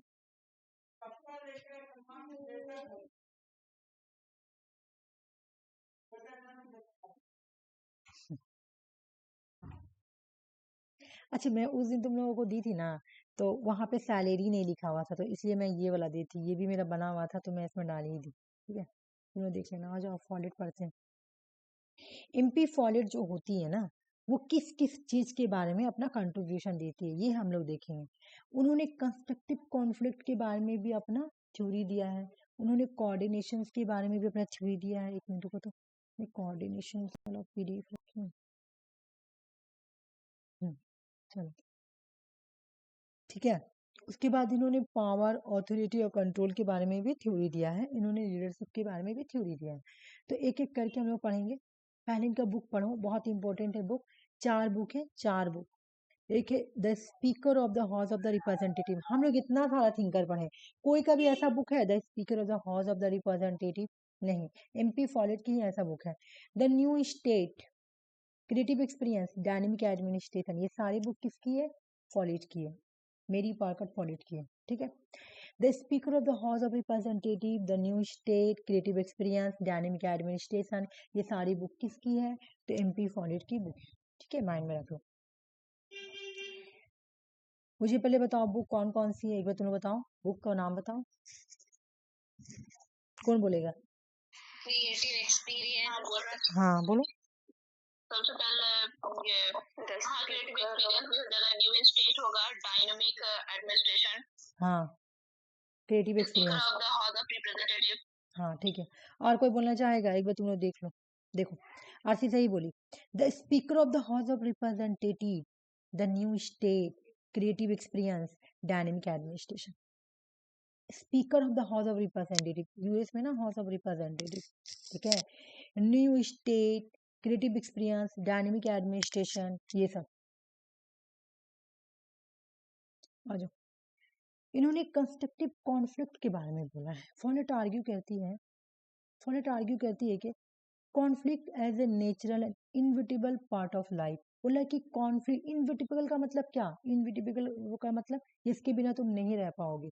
बोला कि कॉन्फ्लिक्ट के बिना इंसान रह ही नहीं पाएगा, ये नेचुरल, लड़ाई झगड़ा नेचुरल है। तुम ये बात सुनो, कितना भी फ्रेंडशिप क्यों ना हो, थोड़ा बहुत तो मतभेद हो जाता है, कभी ना कभी लड़ाई हो ही जाता है, कितना ना कितना सिस्टर्स में हो जाता है, हस्बैंड वाइफ में हो जाता है, क्या नाम है, हस्बैंड वाइफ में देखना कितना भी प्यार हो ही जाएगा, कितना अच्छा रिलेशनशिप क्यों ना हो, थोड़ा बहुत तो लड़ाई होता ही है, कॉन्फ्लिक्ट हो, अच्छा हो या खराब हो, होता ही है हर जगह। बेस्ट फ्रेंड के बीच में होता है, सिस्टर सिस्टर के बीच में होता है, हो ही जाता है भाई। फॉलेट बोल रही है कि ये नेचुरल है, does not necessarily have to lead to deterrence outcomes। हम लोगों के लिए ज़रूरी है कि हम लोग इसको डिटरेस नहीं बनाएं, मतलब कॉन्फ्लिक्ट हो, लड़ाई झगड़ा हो, लेकिन ज़रूरी क्या है कि इसको हम लोग, इसका कंक्लूजन हम लोग बहुत ज़्यादा ख़राब ना निकालें, डिटरेस आउटकम्स ना आए। एक लड़ाई होता है, मीठा मीठा लड़ाई हुआ, तू तू में लड़ाई हो गया, खत्म हो गया, वो ठीक है। लेकिन एक लड़ाई हुआ कि एकदम मारा पीटी हो गया, झोटा चौवन हो गया, वो लड़ाई नहीं होना चाहिए, है ना, वो वाला नहीं होना चाहिए। फॉलेट बोल रही है। ये बोले भाई देखो, कॉन्फ्लिक्ट को तो हम लोग ये खत्म नहीं कर सकते हैं, लेकिन इसको डीले करने का 3 तरीका है। ठीक है। बोले कि देर आर 3, मतलब 3 टाइप्स है, 3 वे है जिससे हम लोग के घर मतलब पारा तरह का इसी तरह का लड़ाई होता है, मारा पीटी। बड़ा अच्छा लगता होगा हाँ देखने में। बड़ा अच्छा लगता होगा देखने में, लड़ाई झगड़ा। यहाँ नहीं होता हम लोग मोहल्ला में। अगर कभी कभी होता भी है ना, तो हम लोग बड़े शौक से देखेंगे, मेरे पापा तो डांटे, चलो भागो। हम लोग कभी हो गया मोहल्ला में किसी से लड़ाई हो गया, तो लोग छत पे चढ़ के देखेंगे, तो सब ऐसा देखेगा, चौक चौक लेके, ऐसा ही ऐसा होता नहीं जनरली, लेकिन अच्छा लगता है मुझे। मारपीट होता तो और अच्छा लगता। नहीं, पहले हम लोग जब छोटे छोटे थे तो हम लोग एक मोहल्ला में रहते थे, वो बहुत खराब मोहल्ला था। तो वहाँ पे एक औरत थी जिसका नाम था मुबीना बाजी। तो वो लोग ना चलते चलते आदमी लोग से लड़ाई करती, जैसे कोई पार हो रहा तो बोलती क्या, हमको क्यों गौर से देख रहा हो, लड़ने लगती, पूरा लड़ाई, और बहुत अच्छा लगता हम लोग को देखने में। हम लोग अपना विंडो से देखते उन लोगों की लड़ाई, और वो इतनी लड़ाकी औरत, इतनी लड़ाकी, पूरा मोहल्ला में लड़ाई, पूरा एकदम फेमस। अब उसके थोड़ा दिन बाद एक और औरत आई जो बहुत उससे भी ज्यादा लड़ाकी, और ऐसा लड़ाई होता था ना उन लोग में, मारा पीटी, मतलब क्या हो जाता है, फेंका फेंकी, डेकचा डेकची, पूरा फेंका फेंकी हो जाता था। और फिर देखो तो 2 दिन बाद फिर दोस्ती होगी, पूरा दोस्ती। हाँ फिर 2 दिन बाद ठीक हो जाती है सब। हाँ। तो ऐसे ही होता था। हम मेरे अब्बी बोले कि जल्दी जल्दी से ये मोहल्ला से हम लोग घर खाली करेंगे तो मेरे बच्चे लोग बर्बाद हो जाएंगे। तो लोग छोटे थे तब के बात बोलो। तो उस टाइम हम लोग 10 में पढ़ते हैं, हाँ। तो जल्दी जल्दी में मुझे याद है, बहुत छोटा छोटा का बात, मेरी बहन लोग को याद नहीं। तो मेरे मेरे पापा बोले जल्दी से हमको इस मोहल्ला से घर खाली करना पड़ेगा। आरसी जानती होगी, बाबू सलाम कितना ये है, आरसी पूरा बदलाव, मतलब यहाँ का सबसे ज्यादा मतलब बोला था ना कि खराब मोहल्ला, तो वही को बोला था। तो हम लोग कुछ दिन वहां पे गए थे ना, एक हजार स्कूल है, वहीं पे हम लोग रहने गए थे कुछ दिन। इतना लड़ाई, दिन रात लड़ाई, आरसी तो घर तो सिर्फ हम ही लोग रहते थे, मतलब रेंट पर, वहाँ पे ऐसा लगता है रोड पे चलने का जगह ही जगह नहीं नहीं है। रहता। हाँ बहुत कंजेस्टेड एरिया है, बहुत कंजेस्टेड एरिया। तो हम लोग हाँ गए, एकदम सही बोले। मेरे पापा हम लोग पे इतना ज्यादा, हम लोग बच्चे थे, हमको याद है कि हम लोग को ना बाहर से पानी आता था, तो मेरे पापा बोले नहीं ये मोहल्ला बहुत खराब है, हम यहाँ पे पानी लाने नहीं देने जाएंगे। तो वही जो मुबीना बाजी थी ना, तो वही मेरे लोग हमें पानी ला कर देती थी। घर पे कुआं था, बाहर से पानी वो लाकर 2-3 डिब्बा देती थी। और बाकी दिन रात लड़ाई किसी न किसी से, इससे उससे। मतलब वहाँ पे 4-5 घर था, ठीक है, और 4-5 घर में ही खूब घूर फिर लड़ाई हो रहा। फिर थोड़ा दिन बाद एक और औरत आ गई, उससे भी अब लड़ाई हो रहा, उसी लोग का कैटेगरी का, खूब लड़ाई हो रहा था ऐसे वैसे। तो हम लोग जल्दी जल्दी, मेरे पापा बोले कि हम घर खाली करेंगे तो इन लोगों का पढ़ाई खराब हो जाएगा, ये लोग भी बस यही सब सीखेगी। तो जल्दी से हम वहाँ से घर खाली करेंगे। तो फिर बाद में हो जाता था उन लोगों का ऐसे फिर देखते थोड़ा दिन बाद अच्छे से अपना बातचीत करी, घूर रही फिर थोड़ा दिन बाद लड़ाई हो रहा उसी, और लड़ाई होते तो एकदम ऐसा लगता था कि अब बस किसी का एकदम जान ही ले लेगी वो लोग। तो वही फॉलेट बोले कि लड़ाई सॉल्व करने का, यानी कॉन्फ्लिक्ट सॉल्व करने का 3 तरीका है। एक है डोमिनेशन, दूसरा है कॉम्प्रोमाइज, तीसरा इंटीग्रेशन। पता है अम्मी बात करी ना इतना, मेरी अम्मी शाम से फोन में बात करती है, सबसे लगा रहा है। Domination, compromise, integration. मेरा मुंह दर्द कर दे रहा बोल बोल के, बाद में कितना डोर बंद कर दे। ठीक है, डोमिनेशन, कॉम्प्रोमाइज, इंटीग्रेशन। मेरी अम्मी करेगी भी क्या बेचारी, चुप, हम लोग तो मैं बात भी कर लेती, उन्होंने चुप से बैठ के रहती, तो शाम से अपना कॉल करेगी सबका, बस एक मेरे आप ही लोग सबका पारी पारी पारी।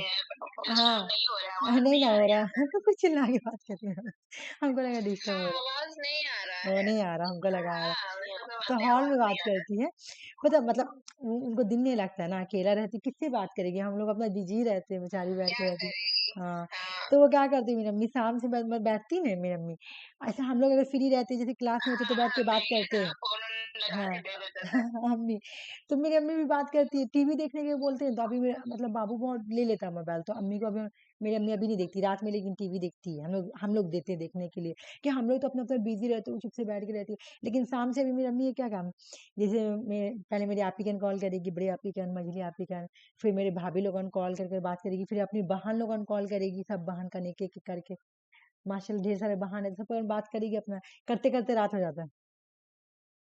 तो ठीक ही होता है, मतलब हम लोग इतना बिजी रहते हैं कि एकदम बात नहीं कर पाते हैं जरा सा भी। अच्छा, मन लगा रहता होगा। हाँ, और मेरे पापा तो बाहर रहते हैं, नमाज पढ़ने जाते हैं मस्जिद में, बहुत सारे दोस्त उसे तो अपने दोस्त में रहते हैं, और अम्मी मेरी अकेले बैठी रहती है, और हम लोग अपना ये पढ़ाई में बिजी, काम में बिजी। चलो स्टार्ट करते हैं, ठीक है। तो ये बोल रहे कि फॉलेट जो है ना, फॉलेट बोलते हैं कि कॉन्फ्लिक्ट रिजॉल्व करने के 3 तरीके हैं। 3 way to resolve to conflict, conflict solve करने के 3 तरह के, पहला है डोमिनेशन, तीसरा है कॉम्प्रोमाइज, सॉरी, दूसरा है कॉम्प्रोमाइज, और तीसरा है इंट्रीगेशन। सुनो भाई, डोमिनेशन का मतलब क्या है, ए और बी के बीच में लड़ाई हो रहा, ए के पास ज्यादा पावर है, बी को डोमिनेट कर देगा।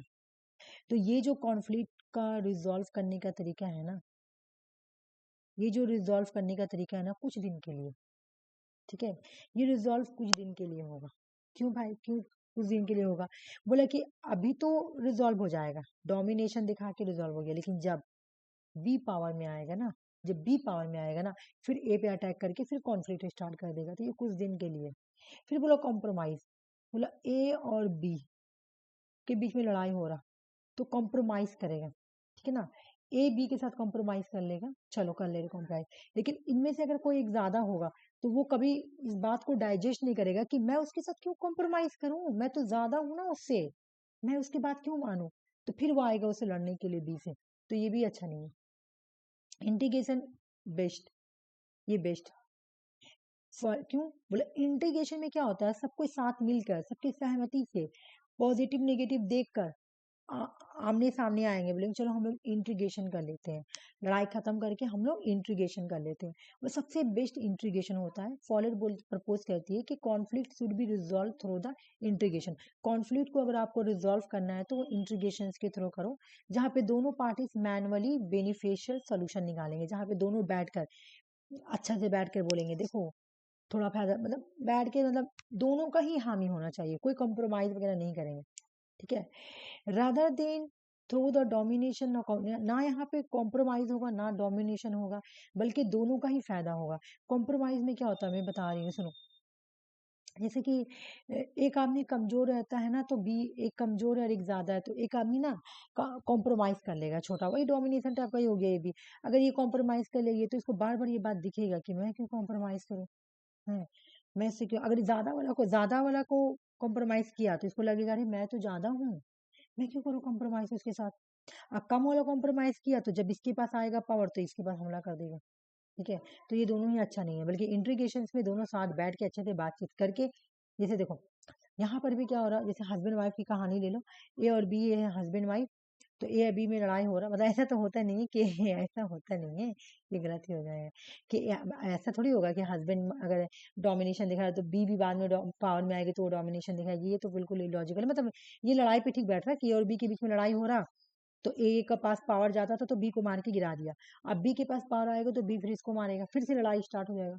कॉम्प्रोमाइज में भी इसी तरह हुआ, ए और बी में मतलब हुआ तो कॉम्प्रोमाइज कर लिया, तो अगर ए कॉम्प्रोमाइज किया है और बी भी किया है, तो ए अगर ज्यादा है तो इसको ये बात बार बार लगेगा मैं क्यों कॉम्प्रोमाइज करूं, मैं तो उससे ज्यादा हूँ, उसको मेरे सामने झुकना चाहिए, हमको नहीं। तो कॉम्प्रोमाइज नहीं चलेगा, ज्यादा दिन कॉम्प्रोमाइज। इंटीग्रेशन में लोग अच्छे से बैठ के बात, दोनों पार्टी बैठते हैं, म्यूचुअली बेनिफिट्स देखेंगे, सॉल्यूशन देखेंगे, उसके बाद कोई सोल्यूशन निकालते हैं। तो इंटीग्रेशन बेस्ड है, तो देख लो कॉन्फ्लिक्ट रिजॉल्व करने के कितने तरीके, डोमिनेशन, कॉम्प्रोमाइज, इंटीग्रेशन। ठीक है, एमपी फॉरेड बोलती है कि ये अगर एग्जाम में क्वेश्चन आएगा कि ये वाला नहीं याद करना है, लेकिन ये वाला याद करना है, डीपर्सनलाइजिंग ऑर्डर। मतलब एक ऑर्गेनाइजेशन के अंदर अगर मैनेजर है, ठीक है, और मैनेजर क्या कर रहा, ऑर्डर दे रहा, किसको, एम्प्लॉय को, तो वो जब एम्प्लॉय को ऑर्डर देगा ना तो उसको डीपर्सनलाइज होकर ऑर्डर देना होगा। कहने का मतलब है कि तुम जब ऑर्डर दो तुम ये सोचो कि मैं एक मैनेजर हूँ, ठीक है, या कोई सुपीरियर और सबऑर्डिनेट के बीच में ऑर्डर दिया, मतलब सुपीरियर जो है अपने सबऑर्डिनेट को ऑर्डर दे रहा, तो सुपीरियर ये सोच के ऑर्डर दे कि वो मेरा एम्प्लॉय है, मैं उसको ये ना तुम ऐसे ऑर्डर दो कि मान लो कि तुम सुपीरियर हो और यहाँ पे एक तुम्हारा कोई जान पहचान का कोई है, नेपोटिज्म फेवरेटिज्म करोगे, तो तुम दो पर्सन है ऑर्गेनाइजेशन में, ए है और बी है, और यहाँ पे तुम्हारा कौन है, सुपीरियर है। अब ए के साथ इसका बड़ा बन रहा, दोस्ती चल रहा, जान पहचान है, घूर रहा फिर रहा, ठीक है, अभी से कोई जान पहचान नहीं है, तो इसको जो ऑर्डर देगा तो पर्सनलाइज होके ऑर्डर देगा, क्यों भाई, क्योंकि मैं इसको जानता हूँ, और इसको ऑर्डर देगा तो डीपर्सनलाइज होके देगा। तो बोला ये गलत है, आपको जब ऑर्डर देना है तो दोनों को डीपर्सनलाइज होकर ऑर्डर देना चाहिए, एक ऑर्गेनाइजेशन के अंदर ऑर्डर डीपर्सनलाइज होना चाहिए। याद रखो, एमपी फॉरेड बोलती है ऑर्गेनाइजेशन के अंदर जो ऑर्डर होगा, जो कमांड होगा, वो डीपर्सनलाइज होना चाहिए। देखो यहाँ लिखा हुआ है, फॉरेड आर्ग्यू करती है कि order should be not be command, order command नहीं होना चाहिए, ठीक है, from a superior to a subordinate, instead they should be view response the law of the situation, this means the both manager and employee should be cooperative, analyze the situation, agree on the necessary action. एक और बात है, जब तुम order दो, ठीक है, तो तुम ऑर्डर दो तो ए और बी को ये नहीं फील होना चाहिए कि ये मुझे कमांड कर रहा, या मुझे एक होता ना कि डोमिनेशन दिखा रहा है ना ऑर्डर टाइप का, तुम ऐसा दो कि वो डीपर्सनलाइजिंग ऑर्डर लगे। ठीक है, ऐसा तुम पर्सनलाइजिंग ऑर्डर मतलब क्या, तुम ये मत देखो हाँ मैं एम्प्लॉय हूँ इसलिए मैं तुम लोगों को ऐसे ऑर्डर दे रहा हूँ, मतलब एक होता है ना एटीट्यूड से ऑर्डर देना, तुम ऐसे ऑर्डर नहीं दे सकते हो, तुमको डीप पर्सनलाइज होकर ऑर्डर देना होगा। ठीक है, तुमको ऑर्डर ऐसा नहीं देना होगा कि सामने वाला पर्सन को लगे कि ये मुझे कमांड या ऑर्डर दे रहा, उनको ये फील हो कि हाँ ये डीप पर्सनलाइज ऑर्डर है, ठीक ना। बहुत ही कॉलबरेटिव, बहुत ही क्या बोला था, बहुत सिंपैथी के साथ तुमको ऑर्डर देना, मतलब बहुत अच्छे से ऑर्डर देना होगा, कि वो इंसान, एक होता है ना कि इंसान अच्छे से बोला सुनो ना प्लीज, सुनो ना ये काम कर दो ना, तो वो सुन के एकदम इतना तुम्हारे मतलब बोली में इतना ये है ना, कि वो सुन के ही बोलेगा कि नहीं नहीं मैं कर देता हूँ वो काम, ठीक है। अब तो पूरा एटीट्यूड से बोलेगा चलो ये काम करो, वो नहीं करेगा, उसको बुरा भी लग सकता है। तो वहीं पे एमपी फॉरवर्ड बोल रही है कि ऑर्गेनाइजेशन के अंदर डीपर्सनलाइज ऑर्डर फॉलो होना चाहिए, ठीक है। डीपर्सनलाइज देख लो, इन्होंने बोला पावर दो तरह की होती है, पावर का मतलब क्या है पहले डिफिनेशन समझ लो। ये बोलते हैं मैं तुम लोगों को पावर पढ़ाई थी ना, मैं तुम लोगों को आई में पावर पढ़ाई हूँ, मुझे अभी याद आ रहा, हाँ हाँ पढ़ाई हूँ। See define power as the ability to make thing happen, to be causable agent, to initiate change. बोला पावर का मतलब क्या है, जब तुम्हारे अंदर ये पावर है, तुम्हारे अंदर ये एबिलिटी है, कि तुम दूसरे को अपने अकॉर्डिंग चेंज कर पा रही हो, तुम अपने अपने अकॉर्डिंग दूसरे से कोई काम करवा पा रही हो, है ना, तो वो पावर है। पावर दो तरह का होता है, power with and power over. Power with क्या है?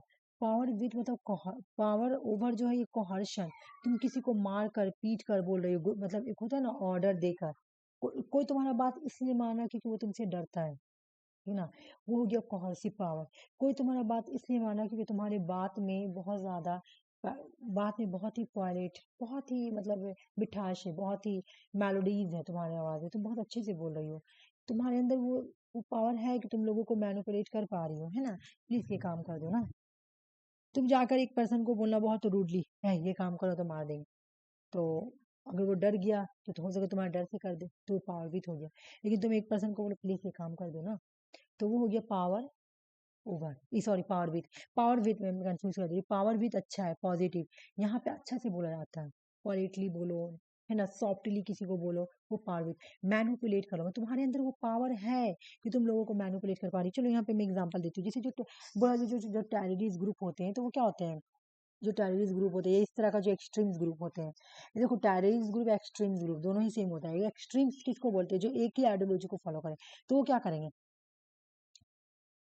मान लो कोई एक एक्सट्रीम्स ग्रुप है, ये एक पर्सन को बोले और उसके दिमाग में पूरा भर दिए, देखो तुमको ऐसा करना पड़ेगा अपने अपने रिलीजियस के लिए, तुमको अपने रिलीजियस के उन लोगों को मानना पड़ेगा, है। वो नहीं आ रहा, लेकिन वो उसके माइंड में भरते भरते भरते वो एक दिन तैयार हो जाएगा, हाँ हाँ ठीक है हम जा रहे हैं उन लोगों को मानने के लिए, ठीक है, क्योंकि वो हम लोग को रिलीजियस के अगेंस्ट है, ठीक है। तो वो हो गया पावर विथ। बोलो क्यों? क्योंकि देखो ये बिल्कुल पॉजिटिव तरीका से इसको क्या क्या चेंज किया, कोई मार पीट कर चेंज नहीं किया, बल्कि उसको बार बार बोल कर चेंज किया, है ना, कोई प्रोएक्टिव तरीके से चेंज किया, तो ये पावर भी था, ठीक है। लेकिन अब एक पर्सन को बोलेगा सुनो, अगर तुम जाके उस पर्सन को जान नहीं मारोगे तो मैं पूरा तुम्हारे फैमिली को मार दूंगा, ठीक है, तो वो हो गया कोहर्शन, ठीक है। लेकिन मैं मेरी फॉलो बोलती है कि जो सबसे अच्छा पावर है वो पावर विथ है, ठीक है ना, जहाँ पे लोगों को उनके मर्जी के अकॉर्डिंग हम लोग काम करवा लेते हैं। अच्छा एग्जाम में ये भी क्वेश्चन आया है, बोला control through the coordination. Follett advocate करती है कि फॉर कंट्रोल कैसे किया जाना चाहिए, कोऑर्डिनेशन के थ्रू किया जाना चाहिए। फॉलेट बोलती है कि कंट्रोल करने का मेन तरीका क्या है, कोऑर्डिनेशन। वो बिलीव करती है कि effective management involve the coordinating the effort all member of an organization through the direct communication mutual understanding. अगर तुमको कंट्रोल करना है तो वो कोऑर्डिनेशन के थ्रू कर सकते हो, और वो कोऑर्डिनेशन जो होगा वो 4 प्रिंसिपल पे फॉलो होगा। अगर तुम 4 तरीके से 4 प्रिंसिपल से कोऑर्डिनेशंस को फॉलो करते हो तो तुम ऑर्गेनाइजेशन के अंदर क्या कर लोगी, कंट्रोल कर लोगी। तुम अपने ऑर्गेनाइजेशन के अंदर कंट्रोल कैसे करोगी, कोऑर्डिनेशन के थ्रू। लेकिन वो कोऑर्डिनेशन कितने तरह की होगी, 4 तरह की। फर्स्ट है earlier age, principle of earlier age. सबसे पहले तुम अपने ऑर्गेनाइजेशन में अर्लियर स्टेज को देखो, क्या है वहाँ का इन्वायरमेंट, क्या है, कैसे पहले समझो कि कैसे काम चल रहा है ऑर्गेनाइजेशन के अंदर। उसके बाद तुम प्रिंसिपल ऑफ कंटिन्यूटी देखो, ठीक है, तुम्हारा ऑर्गेनाइजेशन में कंटिन्यूटी काम चल रहा है कि नहीं चल रहा है, ठीक है। वहाँ पे क्या क्या कैसे कैसे काम, तुमने अर्लियर स्टेज में देख लिया कि क्या तुम पहले ऑब्जर्व करोगी कि क्या है मेरे ऑर्गेनाइजेशन में, कैसे काम चल रहा है। फिर वहाँ पे कंटिन्यूटी है कि नहीं, मतलब सब लोग हर दिन आ रहे हैं कि नहीं, ऐसे ना तो कोई बंक कर रहा है ना, और वो मेरी नज़र में नहीं है। मैनेजर आकर देखेगा, पहले तो वो ऑब्जर्व करेगा क्या क्या कैसे कैसे काम होता है, फिर दूसरा दिन देखेगा, फिर वो दूसरा क्या कोऑर्डिनेट करने का तरीका देखेगा, कंटिन्यूटी हो रहा है कि नहीं, कंटिन्यूटी नहीं हो रहा तो वो मुझे को करना पड़ेगा, तभी मैं कोऑर्डिनेट कर पाऊंगा, है ना। तो सब लोग आ रहे कि नहीं, जितने इम्प्लॉय है, मान लो 400 इम्प्लॉय काम कर रहे हैं, तो 400 इम्प्लॉय कंटिन्यूटी उनका है कि नहीं, रोज आते हैं कि नहीं, ठीक है। फिर बोले कि अगर ऑर्गेनाइजेशन के अंदर कोई प्रॉब्लम होता है तो तुम जाके डायरेक्ट कांटेक्ट करो लोगों से, डायरेक्ट। तुम मान लो कि एम्प्लॉय के बीच में कोई प्रॉब्लम हो रहा, तुम बीच में किसी के थ्रू किसी को रखो मत कि ये मुझे आके बताएगा, कोई मेडिएटर मत रखो। तुम डायरेक्ट कांटेक्ट करो लोगों से। तुम डायरेक्ट कांटेक्ट करोगे ना तो तुम ऑर्गेनाइजेशन के अंदर क्या करोगे, कोऑर्डिनेट बनाओ, कोऑर्डिनेशन कर सकोगे। जब कोऑर्डिनेशन कर पाओगे ऑर्गेनाइजेशन के अंदर, यानी पूरा ऑर्गेनाइजेशन पे तुम्हारा कंट्रोल है, ठीक है ना। तुमने पहले ऑब्जर्व किया कि ऑर्गेनाइजेशन में काम कैसे हो रहा है, कंटिन्यूटी है कि नहीं। अगर कोई प्रॉब्लम है तो तुम डायरेक्ट कंट्रोल करो। फिर ऑर्गेनाइजेशन में ये कर दो कि रेसिप्रोकल रिलेशनशिप होना चाहिए, जो जितना करेगा उसको उतना मिलेगा भाई। कोई अगर नाइट ड्यूटी करता है, ठीक है ना। अगर कोई नाइट ड्यूटी भी कर रहा, मतलब दिन में तो काम कर ही रहा है, ठीक है, दिन में तो काम कर रहा, और कोई पर्सन ऐसा है कि जो नाइट ड्यूटी कर रहा है तो उसको नाइट ड्यूटी का भी पैसा मिलेगा, रेसिप्रोकल रिलेशनशिप चलेगा। ऑर्गेनाइजेशन में जो जैसा करेगा उसके साथ वैसा किया जाएगा, जो जैसा जॉब करेगा उसका साथ वैसा उसको रिवार्ड मिलेगा, ठीक है। इस तरह से अगर तुम ऑर्गेनाइजेशन के अंदर करते हो तो ऑर्गेनाइजेशन के अंदर तुम क्या कर पाओगे, कोऑर्डिनेशन। और जब तुम कोऑर्डिनेशन कर पा रहे हो तो यानी तुम ऑर्गेनाइजेशन को कंट्रोल कर पा रहे हो, ठीक है। समझ में आ गया। एग्जाम में क्वेश्चन आता है कि इनमें से कौन सा फॉलेट के 4 प्रिंसिपल है कोऑर्डिनेशन के, तो earlier age, continuity, direct contact, reciprocal relationship, 4 हो गया। ये देख लो, ये सपोर्ट करती है सर्कुलर रिस्पॉन्स को। अभी यहाँ पे मैं बता देती हूँ किस टाइप की लीडरशिप को ये सपोर्ट करती है, तो सर्कुलर रिस्पॉन्स। आ जाओ एक बार ऐसे ही पढ़ लो, रेड वाला बाकी याद करना है। क्लासिकल थ्योरी, ये क्लासिकल थिंकर है, तुम्हें जानती हो, इन्होंने लीडरशिप की theory the. Followed was the panel, the management, the thought, the contributed significant to the leadership theory। ये leadership theory देते हैं और ये क्लासिकल स्कूल ऑफ मैनेजमेंट से जुड़े हुए हैं। इन्होंने बोला कि जो लीडर होते हैं ना, वो या तो वो सर्कुलर लीडरशिप होंगे या तो सर्कुलर रिस्पॉन्स होंगे। फॉलोड इंट्रोड्यूस करती है एक कॉन्सेप्ट जिसका नाम है सर्कुलर रिस्पॉन्स। ये इम्फेसिस करती है कि लीडरशिप जो होगा ना वो टू वे होगा। टू वे मतलब, देखो भाई बता रही हूँ मैं, influence, the leader is not only influence the group but is also influenced by it। This challenge the traditional one way view leader and introduce the idea of collaborative involving leadership। leadership जो होगा ना वो सिर्फ one way नहीं होगा। कहने का मतलब वो बस आया, लोगों को न्यूज दिया, चल गया, नहीं ऐसे नहीं। लोगों को भी इसको सुनना पड़ेगा, जो लीडर बनेगा ना उसको लोगों का भी सुनना पड़ेगा। टू वे होगा, ये खुद भी बोलेगा और लोगों का भी बात सुनेगा। तो जब टू वे लीडरशिप होगा ना तो इसी को बोलेंगे सर्कुलर रिस्पॉन्स या सर्कुलर लीडरशिप, ठीक है। फॉलेट बोलते हैं, अकॉर्डिंग टू फॉलेट, कि 3 टाइप की लीडरशिप होती है। एक होता है लीडरशिप पोजीशन, फॉर्मल अथॉरिटी मिली हुई है, ऑर्गेनाइजेशनल रोल कर रहे हैं। Leadership is obeyed due to their office, बोल रहा leadership is obeyed due to their official title और पोजीशन। लोग जो है ना, लोग उनका बात को क्यों मान रहे हैं, उनकी बात को ओबे क्यों कर रहे हैं, क्योंकि वो उस पोजीशन पे बैठे हैं, ठीक है ना। प्राइम मिनिस्टर नरेंद्र मोदी का बात हम लोग क्यों मानते हैं, क्योंकि वो प्राइम मिनिस्टर नरेंद्र मोदी है। अगर वो नॉर्मल पर्सन रहते वो कितना भी बोल दे तो कोई पर्सन नहीं मानता उनका बात, ठीक है। ममता बनर्जी की बात हम लोग क्यों मान रहे हैं, क्योंकि वो एक सीएम है वेस्ट बंगाल के, इसलिए मान रहे हैं क्योंकि वो एक पोजीशन पे बैठ के, भाई पोजीशन से हाथ निकाल के फेंक दो, उनका कोई वैल्यू नहीं। लीडरशिप ऑफ पर्सनालिटी होनी चाहिए भाई, ठीक है। Based on the leader the personal trait, charisma, leader में क्रिज्मा होना दिखना चाहिए भाई। Leadership, confidence, persuasive power. Persuasive power मतलब क्या, तुम्हारी स्पीच में ऐसा अट्रैक्शन होना चाहिए कि तुम अगर स्पीच दो तो लोग तुम्हारे स्पीच की तरफ अट्रैक्ट हो जाएं, ठीक है। फॉर्मल लीडरशिप फंक्शन, कम लीडरशिप का फंक्शन पोजीशन वाला भी होता है, पर्सनैलिटी वाला भी होता है, दोनों ही होता है भाई। तो बस ये 3 तरह का लीडरशिप होते हैं अकॉर्डिंग टू मेरी purple follow, leadership position, leadership personality, leadership function, ठीक ना। इन्होंने क्या बोला कि लीडरशिप जो होगा वो सर्कुलर रिस्पॉन्स होगा या सर्कुलर लीडरशिप होगा। इसका मतलब क्या है कि लीडरशिप 2 वे होना चाहिए। लीडर जब बोल रहा है तो वो वन वे हो गया, लेकिन वो जब पब्लिक का बात सुन भी रहा है ना, कॉलबरेटिव कर रहा है, कॉलबरेटिव एंड इवोलिंग लीडरशिप, मतलब वो बात सुन भी रहा है लोगों का, तो वो हो गया टू वे लीडरशिप यानी सर्कुलर लीडरशिप। इधर से बात आ भी रहा है, इधर से बात जा भी रहा है, यानी बात क्या हो रहा है, तो इस तरह के लीडर को क्या बोलेंगे, सर्कुलर लीडर, ठीक है। ये तुम लोगों का कंप्लीट हो गया। लास्ट ये वाला टॉपिक बचा हुआ ब्यूरोक्रेसी।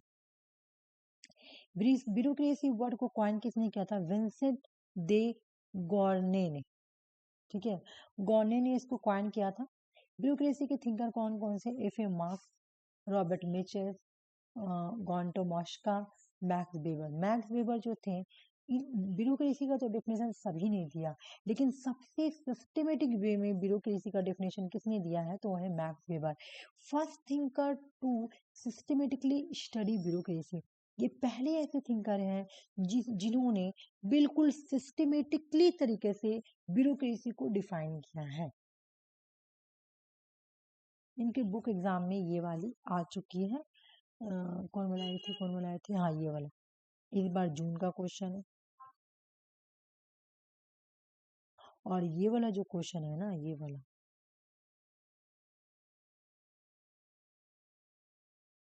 सभी आया हुआ बुक। सभी आया हुआ है, लेकिन मैं क्रोनोलॉजिकल, जैसे जून में है, जनवरी में, सारा ही आया हुआ बुक, चलो पढ़ते हैं, सारा ही आया हुआ। The Protestant ethnic and spirit of capitalism, 1905 की बुक है। बाकी मेरे को दो बुक का ना नंबरिंग ना कॉन्ट्रोडिक्शन लग रहा था, मतलब कुछ बुक में कुछ और दे रहा था, कुछ बुक में और, इसलिए मैं हटा दी। बाकी जो मैं सब मैच जो किया वो लाई हूँ, ठीक है। बुक याद करो, बुक पूछता है the Protestant ethics and the spirit of capitalism, किसकी बुक है? मैक्स वेबर की बुक है। सोशियोलॉजी ऑफ रिलीजन 1920 की मैक्स वेबर की बुक है। Economic and society 1922 Max Weber की बुक है। The theory of social and economic organization 1947 Max Weber की बुक है। Roman agrarian history and its significant for public and private law Max Weber की book है। General economic history Max Weber की book है, ठीक है। Protestant ethics and spirit of capitalism, sociology religion economic and society, the theory of social and economic organization, Roman agrarian history its significance for public and private law, general and economic history, ये सब सारे book जो है ये Max Weber की book है। Weber बोलते हैं ऑथोरिटी तीन तरह की होती है, ये मैं पहले भी तुम लोगों को पढ़ा चुकी हूँ, ट्रेडिशनल, क्रिज्मा एंड लीगल। ट्रेडिशनल में जो ऑथोरिटी आती है ये तुम्हारा इनहेरिटेंड होती है। इनहेरिटेंड का मतलब क्या? Customs, long standing traditions, establish norms, inherited positions like religious. मौलाना साहब लोगों को या पंडित जी को इसलिए पावर दिया गया है क्योंकि वो लोग एक ट्रेडिशनली एक वक्त से आ रहे हैं ना, वो लोग एक मजहब से जुड़े हुए हैं, एक रिलीजियस से जुड़े हैं, उनको वो पोजीशन मिला है क्योंकि आप मौलाना है, क्योंकि आप पंडित है ना, क्योंकि आप पादरी हैं, इसलिए। और लोग उनके बात को मानते भी हैं, कुछ बोल दिए, देखो कितना भी क्यों मतलब रेडिकल इंसान क्यों ना हो, थोड़ा बहुत तो मतलब बिलीव तो करता ही है, ऐसा बात नहीं है। अगर रिलीजियस पर्सन है तो सबको अपना अपना रिलीजियस पे बिलीव करता है, और उस बेसिस पे जिसे लगा कि हाँ ये पॉजिटिव बात बोले तो विश्वास तो करता ही है। तो ये ट्रेडिशनल अथॉरिटी उनको मिला हुआ, इनहेरिटेंट मिला हुआ था, ठीक है। ये कोई पावर गेन नहीं करते। तुम जैसे होता है हम लोग में, क्या होता है कि हम लोग का कुरान शरीफ जो होता है, उनको जो 30 पारा जबानी याद कर लेता है ना, तो उनको मौलाना बना दिया जाता है, ठीक है। और ये इतना मोटा, मतलब कुरान शरीफ तो माशाल्लाह बहुत 30 पारा की किताब है, तो उसको पढ़ लेना बहुत बड़ी बात है। तो जो मुकम्मल पूरा कर लिया तो उसको मौलाना बोल दिया गया, ठीक है। तो वो पोजीशन मिला, इनहेरेंट मिला, उन्होंने पढ़ा, उनको पोजीशन मिल गया, पढ़े पोजीशन मिल गया, ठीक है। तुम लोग में क्या है मुझे नहीं पता, लेकिन पंडित में भी कुछ ऐसे होता होगा कि उन लोग भी कुछ मंत्र है ना, वेद वगैरह जो बुक होता है। नहीं, हम लोग में है ना कि जो लोग ये पंडित है, हाँ, वो लोग ही पंडित होगा, ओ सब नहीं होगा। अच्छा, कास्ट से चल रहा है कि कास्ट अगर पंडित है तो वही पंडित बनेंगे, कोई दूसरा नहीं। नहीं, हम लोग में ऐसा नहीं है। हम लोग में है कि जैसे कि हम लोग का कुरान शरीफ 30 पारा का रहता है, ठीक है। वो अगर कोई ऐसी जबानी याद कर लिया और भी बहुत सारा प्रोसेस कर लिया तो उनको वो पोजीशन दे दिया जाता है, ठीक है। ये नहीं कि कोई भी बन सकता है, ठीक है। गर्ल्स भी बन सकती है, गर्ल्स भी अपना कुरान शरीफ मुकम्मल करके, हम लोग तो कभी सोच भी नहीं सकते, मतलब पढ़ते हैं, मैं तो रोज पढ़ती हूँ, लेकिन मुझे तो नहीं याद होता है, ठीक है। क्योंकि वो सब के लिए भी अल्लाह ताला सब कुछ चूज करके रखे कि तुम बहुत, हाँ मतलब।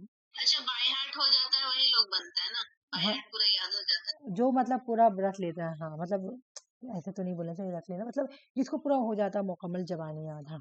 तुम जैसे तुम देखना, अगर जो हम सचमुच का मौलाना साहब लोग रहते हैं ना, तो तुम कोई भी पारा पूछोगी, कोई भी सूरा बोलोगी, वो पढ़ के सुना देंगे।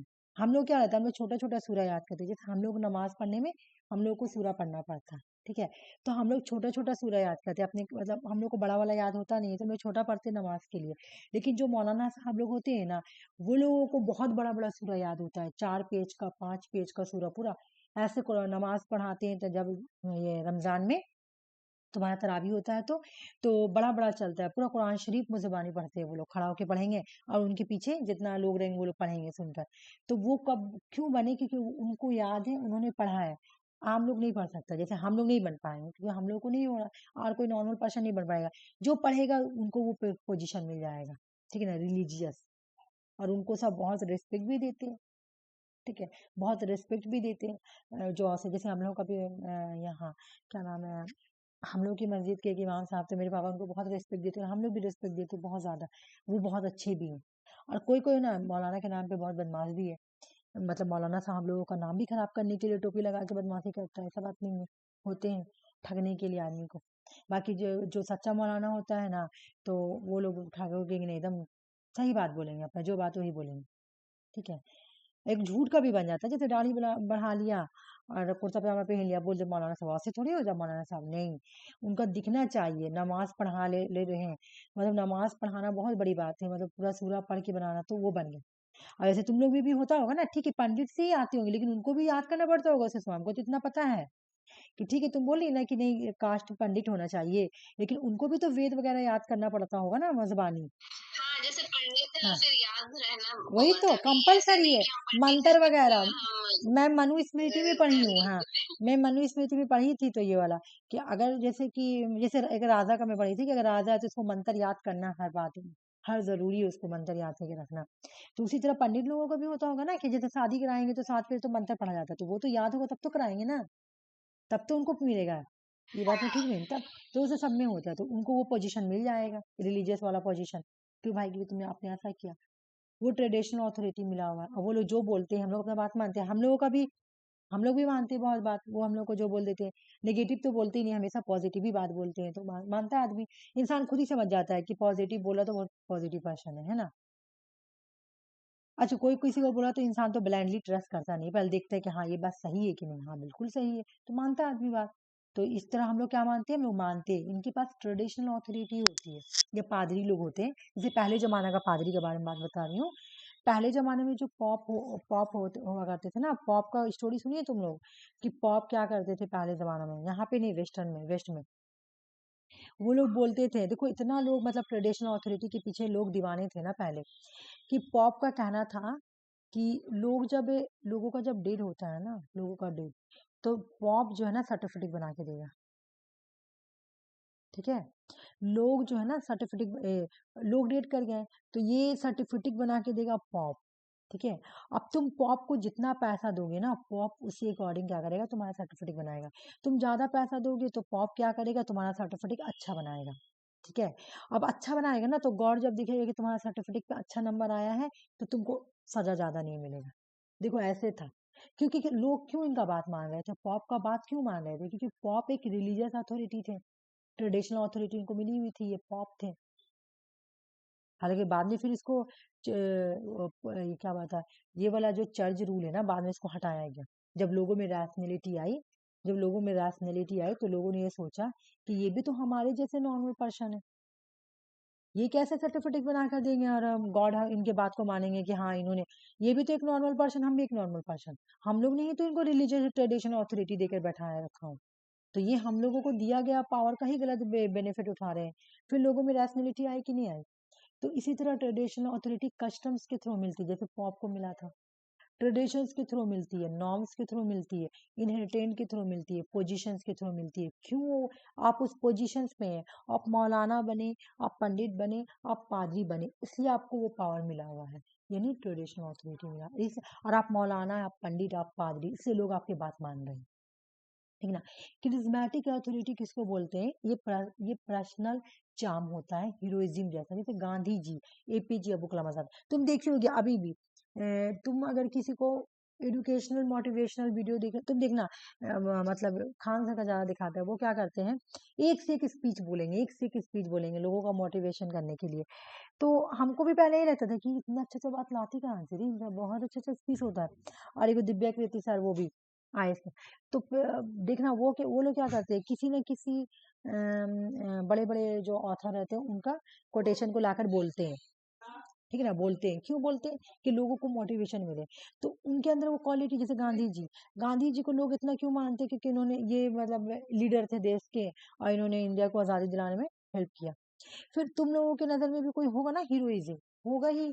हो सके तुम कोई हीरो को ही बहुत मानती होगी, उससे चार्म की वजह कर फॉलो करती होगी, या कोई थिंकर, या कोई कोई ना कोई, सबको सब सब किसी ना किसी को फॉलो करता ही है, होता ही है। जैसे मैं फेसबुक पे फॉलो करती हूँ, तो मैं सोचती हूँ कि ये क्या नाम है तुम्हारा, रामचंद्र गोवा, इन लोगों को फॉलो करो, लेकिन वो लोग है नहीं फेसबुक में, लेकिन फिर भी ये क्या नाम है, वो बहुत, इनको नाम हम लोग पढ़ते हुए उनका नाम पॉलिटिक्स में, क्या मुझे याद नहीं आ रहा, मैं उसको फॉलो भी करती हूँ।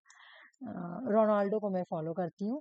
एक और थिंकर जो वो जेएनयू के फॉर्मर ये थे, तुम लोग पढ़ी होगी, तो तुम लोग को याद है क्या, देखो, आशुतोष क्या तो नाम है, देखो याद नहीं आ रहा। ठीक है, मैं जब पढ़ाऊंगी ना इंडियन पॉलिटिक्स वाला चैप्टर, तो उनका नाम आएगा, बताऊंगी। तो मैं उन लोगों को फॉलो करती हूँ, क्यों, क्योंकि मैं उनकी क्वालिटी की वजह कर, ठीक है, उनकी क्वालिटी की वजह कर उन लोगों को फॉलो करती हूँ। रोनाल्डो, रवीश कुमार, और वो जो क्या नाम था, देखो मुझे थिंकर का नाम याद नहीं आ रहा। हम लोग उनका बुक भी पढ़ते हैं पॉलिटिकल साइंस में, लेकिन मुझे याद नहीं आ रहा। मैं उनको फेसबुक पे फॉलो करती हूँ, तो मैं क्यों फॉलो कर रही हूँ, क्योंकि उनके अंदर वो चार्म है ना। वो पॉलिटिकल साइंस के बहुत सारे बुक लिख के रखे हैं, वो जेएनयू के फॉर्मर चेयरमैन रह चुके हैं, यूजीसी नेट के चेयरमैन रह चुके हैं, तो इस वजह से मैं उनको फॉलो करती हूँ, कितने बड़े पर्सनैलिटी, और सबसे बड़ी बात वो पॉलिटिकल साइंस के हैं, हम लोग के सब्जेक्ट में, तो एक लगाव भी है, तो इसलिए मैं उनको मान रही हूँ। तुम लोग भी किसी न किसी को फॉलो करती ही होगी, जिसको तुम लोग, क्रिज्मेटिक ऑथोरिटी तुमको देखी होगी। जैसे होता है ना कि मैं, इंसान के अंदर एक फीलिंग आता है कि मैं उनको वो बहुत अच्छा इंसान है, मैं उसको ही फॉलो करूंगा। ये योगेंद्र यादव बोल रहे हैं। योगेंद्र यादव, हाँ वेरी गुड, योगेंद्र यादव, हाँ। तो मैं योगेंद्र यादव का नोटबुक पढ़ते भी है। यूजीसी बोले ना तो याद आ गया। हाँ, मुझे ना एकदम दिमाग से निकल गया, हाँ। योगेंद्र यादव, तो योगेंद्र यादव जो है, अभी चल गए हैं पॉलिटिक्स में, जब मैं फॉलो करना स्टार्ट किया तो वो पॉलिटिक्स नहीं थे पॉलिटिक्स में। तो उनका बुक मैं पढ़ी थी पॉलिटिकल साइंस में, तो मुझे बहुत अच्छा लगा था, तो मैं उनको फेसबुक पे फॉलो करती हूँ, ठीक है। तो क्यों फॉलो कर रही भाई, क्योंकि वो एक हीरोइज्म टाइप के हो गए मेरे लिए, है ना। तुम लोग भी किसी ना किसी को फॉलो करती ही होगी, तो वो क्यों फॉलो करी, क्योंकि क्रिज्मेटिक ऑथोरिटी की वजह से। विराट कोहली, इंडिया में सबसे ज्यादा कौन सा ऐसा सेलिब्रिटी है जिसको सबसे ज्यादा फॉलो किया जाता है इंस्टाग्राम पे, तो बुलाता है विराट कोहली। तो विराट कोहली को लोग क्यों पसंद करते हैं, क्योंकि उनके अंदर क्रिज्मेटिक ऑथोरिटी है। वो अगर कोई ऐड बनाएंगे ना, तो लोग लोग उसका बात मानेंगे, जो जो विराट कोहली को मानता हो। जैसे मैं एक अलग स्टोरी हमेशा सुनाती हूँ कि एक बार क्या हुआ था कि एम एस धोनी तुम्हारे फ्लैट पे बैठे हुए थे, और वो कैंडी क्रश गेम खेल रहे थे, तो लोगों ने देखा, उसका वीडियो बना के डाल दिया कि M S Dhoni candy crush game खेल रहे हैं। तो अब सभी उस दिन इतना ज्यादा वो गेम को लोड किया गया था कि उस कंपनी को बहुत फायदा हुआ था। तो वो क्यों हुआ, वो क्रिज्मेटिक ऑथोरिटी की वजह कर, उनका चार्म की वजह कर, उनका हीरोइज्म की वजह कर, बहुत सारे लोग उनको मानते हैं, क्योंकि उनके अंदर वो क्वालिटी है, वो क्रिज्मा है उनके अंदर, ठीक है। ये हो गया legal rational authority. Legal rational authority क्या होता है, यहाँ ये दो चीज से मिलकर बनती है, यहाँ पे तो अथॉरिटी भी मिलता है और पावर भी। ये आईएएस ऑफिसर होती है, एक तो तुमको अथॉरिटी भी मिल रहा है यहाँ पे, इन लोगों को ऑथोरिटी से मिला हुआ, देख लो, ट्रेडिशनल को ऑथोरिटी मिला हुआ है, ठीक है, क्रिज्मेटिक में भी ऑथोरिटी मिला हुआ है, लेकिन यहाँ पे ऑथोरिटी के साथ पावर भी मिलाता है, मतलब ये लीगल रैशनल ऑथोरिटी है। यहाँ पे आईएएस ऑफिसर होंगे, ये ब्यूरोक्रेसी ऑफिसर होते हैं, है ना, क्योंकि इनको ऑथोरिटी भी मिला हुआ रहता है, ठीक है, इनको साथ में पावर भी दिया जाता है गवर्नमेंट का। तो ये हो गया लीगल रैशनल ऑथोरिटी, और इसी के लिए यही एक एडल्ट आपका ब्यूरोक्रेसी का पावर होता है, according to Max Weber. Max Weber जो है ना, इसी को बोलते हैं कि ब्यूरोक्रेसी एज ऑर्गेनाइजेशन, ब्यूरोक्रेसी जो बेस्ड है ना, वो बिल्कुल लीगल रैशनल अथॉरिटी पे ही बेस्ड है, ठीक है। और एक बार हम लोग इसका ये देखते हैं कि इसके फीचर्स क्या क्या है। तीन टैप याद कर लेना, एक बार ट्रेडिशनल अथॉरिटी, डिफिनेशन आता है इनहेरेंट करके, इनहेरेंट। उसके बाद तुम्हारा क्रिज्मेटिक अथॉरिटी और लीगल रैशनल अथॉरिटी, तीन टैप की ब्यूरोक्रेसी है। क्या क्या इसके फीचर्स है, बोले मैक्स वेबर के अकॉर्डिंग ब्यूरोक्रेसी में रूल्स रेगुलेशंस होता है बहुत ज्यादा। यहाँ पे बिल्कुल आपको ब्यूरोक्रेसी ऑपरेट करती है, बिल्कुल क्लियर और सिस्टमेटिक रूल्स और रेगुलेशन सेट होता है। ये इम्प्रेशनलिटी होती है, न्यूट्रलिटी होती है, यहाँ पे इम्पार्शलिटी चलती है विदाउट पर्सनल बाइस। यहाँ पे किसी तरह का ये नहीं कि तुम्हारा वो जान पहचान का तो तुम उसके लिए काम करो, बिल्कुल भी नहीं। ये इम्प्रेशनलिटी होती है, न्यूट्रलिटी होती है, ये यहाँ पे रैशनलिटी चलेगा। जितने भी डिसीजन लिए जाते हैं, एडमिनिस्ट्रेटिव एक्शन लिए जाते हैं, लॉजिक के बेस पर, एविडेंस के बेस पर, ऑब्जेक्टिव के बेस पर, और एनालिसिस के बेस पर, ना कि इमोशंस या पर्सनल ओपिनियन के बेस पर। ठीक है। ब्यूरोक्रेसी किसके बेस पे चलती है भाई? According to Max Weber, rationality के बेस पे। ब्यूरोक्रेसी में बिल्कुल क्लियरली तुमको हायरार्की ऑफ अथॉरिटी मिलेगी। सबसे ऊपर ऑफिसर, फिर ऑफिसर, ऐसे करके होता है ना, A grade officer, B grade officer, C grade officer, D grade officer मिलेगा। ब्यूरोक्रेसी बोलती है separation of personal and public ends. ये बोलती है कि भाई official can not use their position to personal gain. बोला पर्सनल को अलग रखो, पब्लिक एंड को अलग रखो। आपको अगर कोई आपको गाड़ी मिला है गवर्नमेंट की तरफ से पब्लिक काम करने के लिए, ठीक है, तो आप उस गाड़ी में अपने फैमिली को बैठकर ना घुमाएं, क्योंकि आपको पब्लिक वर्क के लिए मिला वो। मान लो कि आधा रात में आपको कहीं जाना है तो आप वो गाड़ी से कहीं जा सकते हैं पब्लिक के काम के लिए। आपको आधा रात में कहीं जाना है अपने वाइफ के लिए कोई गिफ्ट लाने के लिए, उसको चाहिए, उस काम के लिए आपको नहीं मिला है। आपको पर्सनल काम अलग रखना पड़ेगा, पब्लिक एंड्स अलग रखना पड़ेगा। ठीक है। आप अपने जो मिला हुआ है गवर्नमेंट की चीज को अपने पर्सनल गेन के लिए नहीं यूज कर सकते, या अपनी पोजीशन को भी पर्सनल गेन के लिए यूज नहीं कर सकते। लेकिन यहाँ सब यूज करता सब करता है, तो बोलने की बात है। 50 को अगर हम रूल्स बना देंगे तो थोड़ी कोई रूल्स फॉलो करने वाला है। सब करता है। हम जो सर के बारे में बताते हैं ना कि जो ये आसिफ है, तो उनको ना गाड़ी मिला हुआ है वहां से, जहाँ पे बीएसएफ की तरफ से। तो वो अपना गाड़ी ना बीएसएफ वाला यहाँ पे छोड़ के जाता है, वो गाड़ी भाड़ा पे दे दी चलाने के लिए। तो वो भी तो ही काम कर वहाँ पे लगा रहता है गाड़ी, वो भाड़ा पे भी चलता है कभी कभी। मेरे नौसे भाई को, हाँ, तो वो ना मतलब एक होता है कि तुम गाड़ी लो या पैसा वो कटने वाला। तो मेरे नौसे भाई को भी मैंने लिया, तो मेरे नौसे भाई बोले कि पैसा फिर थोड़ा बहुत कटने लगता है उसमें। तो वो बोले कि अभी मैं नहीं लूंगा, क्योंकि अभी उन लोगों का अगला साल ट्रांसफर होगा, मेरी बहन लोग का मध्य प्रदेश का अगला साल ट्रांसफर हो जाएगा। तो मेरे नौसे भाई बोले अब ट्रांसफर हो जाएगा। अब ट्रांसफर तो 4 साल के लिए होता है ना, कहीं पर भी होगा तो 4 साल के लिए, मैक्सिमम 4 साल के लिए होता है। तो बोले अब जाएंगे तो जाके हम ही गाड़ी मिलेगा तो मैं ले लूंगा। लेकिन अब जैसे उन लोगों का था कि मिलेगा मिलेगा, मेरे नौ से भाई लोग, तो वो इसीलिए मतलब ये डिले कर रहे थे कि फिर गाड़ी को भेजो दूसरा जगह ट्रांसफर करके, इतना सारा सामान तो। मेरे जीजू के साथ हुआ पंजाब में, तो अपना कार ले लिए, उसके हाँ बाद फिर गए केरला, जब शिफ्ट हुए तो वहाँ गाड़ी पहुंचाना पड़ा। हाँ ठीक है, हाँ उसके बाद अब वहाँ से भागलपुर अब जब चले गए हैं तब अब भागलपुर आया गाड़ी। तो सुषमा, लेकिन एयरफोर्स वाले लोग का बड़ी अच्छा लाइफ होता है नहीं? हाँ बहुत अच्छा होता है। हाँ, सुषमा तुम्हारा तो कांटेक्ट बहुत बड़े बड़े आदमी से होगा नहीं? ऐसा बात नहीं है, मेरा कहा, वो तो उनका होगा ना। नहीं, तुम्हारे पापा लोग भी तो, तुम भी तो पॉलिटिक्स में थी ना, तो उससे भी तो एक होता है ना आदमी का। पॉलिटिक्स से हम नहीं बोल रहे हैं, हम हाँ, अपने जीजू के उधर से बोल रहे नहीं थे। जीजू से तो होगा, लेकिन पॉलिटिक्स भी तो तुम्हारा जैसे बाइक। हाँ पॉलिटिक्स में है। हाँ। हाँ है। नहीं, जैसे हम लोग कल वही बोल रहे थे, कल हम लोग को ओबीसी बनाने का बात आया ना, तो अंजलि बोली कि सुषमा दीदी को बोलिए, उनका ठीक बड़ा बड़ा आदमी से कांटेक्ट होगा। बोला हाँ ये बात तो है। अरे हम लोग का यहाँ पे ओबीसी नहीं बन रहा ना, मेरे जनरल कैटेगरी कर दिया। तो बोला लैंड का जमीन लाने के लिए, 1993 का। तो मैं कहाँ से लाऊंगी, हम लोग तो रेंट पे रहते हैं। तो एक लड़का था वहां पे, तो वो लड़का बोला ना कि अगर तुम्हारा कोई सोर्स है ना, तो तुम यहाँ पे एसडीओ का कोई जान पहचान है तो तुम्हारा बन जाएगा एसडीओ से बात करवाने से। तो हम बोले मेरा कौन इतना बड़ा आदमी से जान पहचान होगा, और मेरे जीजू है तो वो तो मध्य प्रदेश में, उनका जो भी पावर चलेगा मध्य प्रदेश में चलेगा, यहाँ तो चलने वाला नहीं है। अभी ना हाँ जितेंद्र तिवारी रहते तो शायद कुछ कर सकते थे, क्योंकि हाँ उनके जो हाँ पीए है ना, वो हाँ हम लोग के पहचान के हैं, घर भी आते जाते थे। हाँ तो अभी तो वो है नहीं पावर में, तो आप हाँ जानते होंगे नाम हाँ, जितेंद्र तिवारी तो बीजेपी में चले गए, पता है हमको। नहीं, उसका नाम नहीं, जितेंद्र तिवारी के बारे में नहीं बोल रहे हैं, हाँ। उनका जो ओ, पीए है ना, कौन कौन है? गौरव गुप्ता। ओ नहीं जान। गौरव गुप्ता।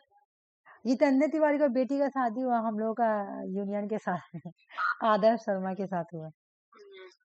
गौरव गुप्ता तो अभी काउंसिलर है।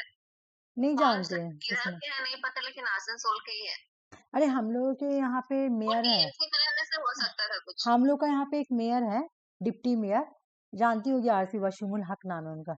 तो वो डिप्टी मेयर है आसनसोल के, हाँ वसीमुल हक डिप्टी मेयर। और वो मेरे भाईजान के बहुत अच्छे दोस्त थे, तो बोला था ना कि जेलिसी नहीं करने वाले, हमको नहीं लगता ये करेंगे, वो नहीं करेंगे, हमको पता है। तो उसे हम लोग को जाना पहचाना अच्छा है मतलब, तो हमको नहीं लगता वो करेंगे बोलने से। हालांकि उनका बोलने से हो जाता है, वो डिप्टी मेयर ना आसनसोल का, तो उनका तो भी तो पावर चलेगा। तो वही बोला, कि तुम ना कोई सोर्स लगाओ। तो मैं किसके सोर्स लगाऊं, मेरी जान पहचान में नहीं है। और मेरी जीजू का भी है भी तो एमपी में चलेगा, यहाँ पे नहीं चलेगा। जैसे मेरे नौसे भाई अगर जाते हैं ट्रेन वगैरह से, उन लोग का एक अलग वजह, जैसे कि मेरे नौसे में जा रहे थे, तो इस बार वो जा रहे थे तो उनको टिकट नहीं मिला, इसमें क्या नाम है, एसी वाला में। तो मेरे नौसे भाई बोले कि कोई प्रॉब्लम नहीं, मैं जब जा रहे थे मेरी बहन को छोड़ के, तो उनको मिला इसमें क्या नाम है, स्लीपर में मिल गया। तो वो स्लीपर में बैठे हुए थे, तो टीटी आया।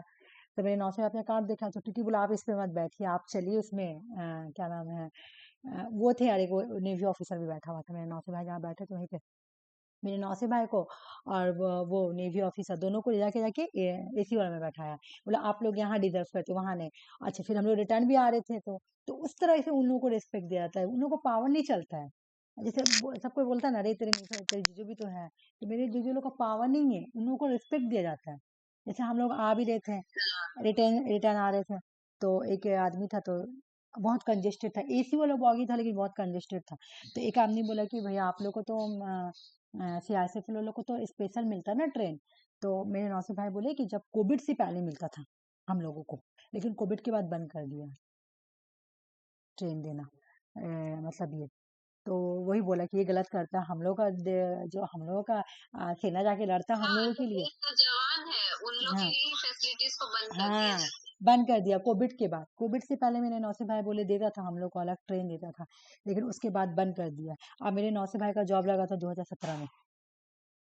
तो एक प्रोफेसर पे चढ़ा हुआ था, तो मेरे नौसे भाई को सोचा क्या कि उनको, मेरे नौसे भाई देखने में एकदम नहीं लगते, मतलब कम उम्र के लगते हैं। तो मेरी बहन मेरे नौसे में ज्यादा छोटा बड़ा नहीं है, सब 1 साल का ही छोटे बड़े। तो मेरी बहन तो लोग देखी होगी, मुझसे भी छोटा लगती है देखने में। तो वो देखे वो प्रोफेसर, तो वो प्रोफेसर देखे तो बोले ना कि आप कहाँ जा रहे हैं, आप कहाँ काम करते हैं। तो मेरे नौसे में बोले कि हम तो, मेरा तो ड्यूटी है बड़ुआ में, सियासत सेंटर में, और हम वहाँ पे कमांडो है। हैं? अब कमांडो इतना, आपको कब जॉब लगा? तो मैंने नौसे में 2017 में, देखने से तो लग नहीं लगे तो आप मतलब 2017 में जॉब लगे कि कितना, और देखने में बहुत कम एज के लगते हैं, लड़के जैसे लगते हैं। तो पूरा तारीफ कर रहे थे कि इतना एकदम लग ही नहीं रहा, हमको तो लग रहा है कि आप ट्रेनिंग में जा रहे हैं, ये ट्रेनिंग से रिटर्न आ रहे हैं। तो बोले नहीं, ये मेरी बीबी है, ये मेरा बेटा है। तब और चौंक गया और होगा। चौंक गया, पूरा चौंक गया। और फिर बोले पूरे हाँ, उनका शादी भी हो गया, बच्चा भी हो गया। तो वो लोग फिट रखते हैं ना अपने आप को, वो लोग फिट रखते हैं। हाँ, मेरे नौसे भाई एकदम। मतलब ज्यादा ऑयली खाना नहीं खाएंगे, मतलब हेवी हाँ, ऐसे जंक मेरे फूड। जीजू भी हम्म एकदम नहीं, इतना। मेंटेन करके रखना। और एक तो ये ट्रेनर भी है ना, कमांडो के साथ साथ ट्रेनर भी है, तो ये इनको और भी अपना बॉडी को बहुत ज्यादा मेंटेन करके रखना। अच्छा, इतना ही वेट रहेगा, इससे ज्यादा वेट नहीं बढ़ सकता इन लोगों का, फिर पैसा कटने हाँ, लगता है अगर वेट बढ़ेगा तो हमको सब बोला कि अपने नौसे भाई से करवाना। हम लोग, मेरे नौसे भाई वहाँ मध्य प्रदेश में, और उन लोगों को रिस्पेक्ट वाला मिलता है, उन लोगों को पावर नहीं मिलता है कि मेरे पावर है जाके कर, नहीं। पॉलिटिक्स में पावर होता है, मिलिट्री वाले लोग को एक रिस्पेक्ट दिया जाता है कि हाँ भाई आप लोग हम लोग का ये में है, तो आप लोग को ऐसे रिस्पेक्ट मिलेगा। ये नहीं मिलता है कि हाँ आप मिलिट्री में तो आपका पावर चलेगा, नहीं। अलग होता है ना, पता है ना, सिविलियन और मिलिट्री बिल्कुल अलग हो गया हर चीज। तुम लोग का जीजू लोग का लेकिन अच्छा हाँ, लग रहा होगा, और एयरफोर्स वाला भी सुनते बहुत अच्छा लाइफ रहता है। हाँ, बहुत अच्छा, बहुत कुछ हम्म, फैसिलिटीज प्रोवाइड किया जाता है ना। हाँ, हम्म, हाँ, इन लोगों का भी तो देखे बहुत अच्छा था, मेरी सिस्टर लोग का हाँ, कैंप बहुत अभी खूबसूरत है सुषमा। तो रहने के लिए है ना दिया जा रहा है, तो बहुत सारा फैसिलिटीज वो लोग प्रोवाइड करता है। अभी मेरे मेरे जीजू लोग को जहाँ पे मेरी सिस्टर को जहाँ मिलने वाला था, अभी मेरे जीजू लोग का नहीं हुआ। मेरे जीजू गए थे इसके लिए, क्या नाम है तुम्हारा, ब्लैक कमांडो, उसकी ट्रेनिंग में गए थे, लेकिन मेरे मेरे नासिर भाई का नहीं हुआ। ब्लैक कमांडो होता है तुम्हारा ये, उनको नाम मैं बता रहा हूँ, पीएम का ये होता है तुम्हारा सिक्योरिटी। तो उन लोगों को, हाँ, तो उसमें मेरे जीजू गए थे, सब चीज में हो गया था, लेकिन पता नहीं लास्ट में क्यों नहीं हुआ। सब चीज को, सब चीज फिजिकली, पूरा वो लोग फिजिकली पूरा मतलब एग्जाम पास, हर चीज, हर टोटली चीज पास हो गया। लेकिन लास्ट में 20 आदमी था पूरा, एयरफोर्स नेवी सीआईएसएफ सब सारे में से 5-5 लोग गए थे, ठीक है। तो छाट छूट के 20 बचा था दिल्ली में, उन लोगों का हो रहा था। उसके बाद दिल्ली का ठीक एयरपोर्ट पे ही इन लोगों का, मेरे नौसे भाई लोगों को फ्लाइट मिला था। बहुत बड़ा फ्लाइट, मेरी बहन बोली, मेरे नौसे भाई वीडियो में दिखाए थे, इतना बड़ा फ्लाइट सुषमा आदम, 20 तल्ला। और वो सब खाली इन लोगों का था, ब्लैक कमांडो वाले लोग का, ठीक है। तो वो फ्लैट मिला हुआ था। और तो सबका सब छठ आ गया, सिर्फ लास्ट में 4 आदमी बचा। तो मेरे नौसे भाई का नहीं हुआ, 2 आदमी वापस हुआ, 2 आदमी का हुआ। तो हाँ, तो वो बोले कोई बात नहीं है, कर ली। और वैसे भी पीएम का सिक्योरिटी का बात था ना, तो इस वजह से तो वो हर चीज में करते पार्टिसिपेट, ऐसा बात नहीं। पार्टिसिपेट भी करने का बात है ना, कि तुम अपने पोस्ट के लिए, कोई आदमी होता है क्यों बैठ जाता है, और इसमें एक होता है कि एक्टिव रहना पड़ता है। तो मेरे नौसे भाई ना हर चीज में पार्टिसिपेट करते हैं। जैसे अभी पीएम वाला आया था, तो उसमें गया था, तो वो अगर हो जाता तो इन लोगों को जो मिलता तो वो और फैसिलिटी मिलता। और दिल्ली का एयरपोर्ट के पास ही तो बिल्डिंग मिलता है इन लोगों को रहने के लिए। तो अभी भी पोस्टिंग होगा तो पता नहीं कहाँ होगा, मैं बहन डर रही थी, इधर तो मत दे दे। वो तो डर रही है, दिल्ली में मत दे बाबा। नहीं, अगर देगा भी तो सेफ जगह, मतलब हाँ वो तो जहाँ भी एयरपोर्ट होगा तो सेफ रहता हाँ, है, सेफ ऐसा रहता है। प्रॉब्लम। अभी जो एमपी में, तो एमपी इतना चारों तरफ से सेफ है, पूरा चारों तरफ तुमको पूरा ये था। और पूरा एनी टाइम तुम्हें विंडो खुला हुआ, डोर खुला हुआ, तुमको जहाँ जाना डोर खोल के चल जाओ, ये कर, कोई नहीं, क्योंकि चारों तरफ से तुम्हारा पुलिस से तो घेर है। हाँ, कोई ये सेफ्टी है। प्रॉब्लम, हाँ कोई ये नहीं।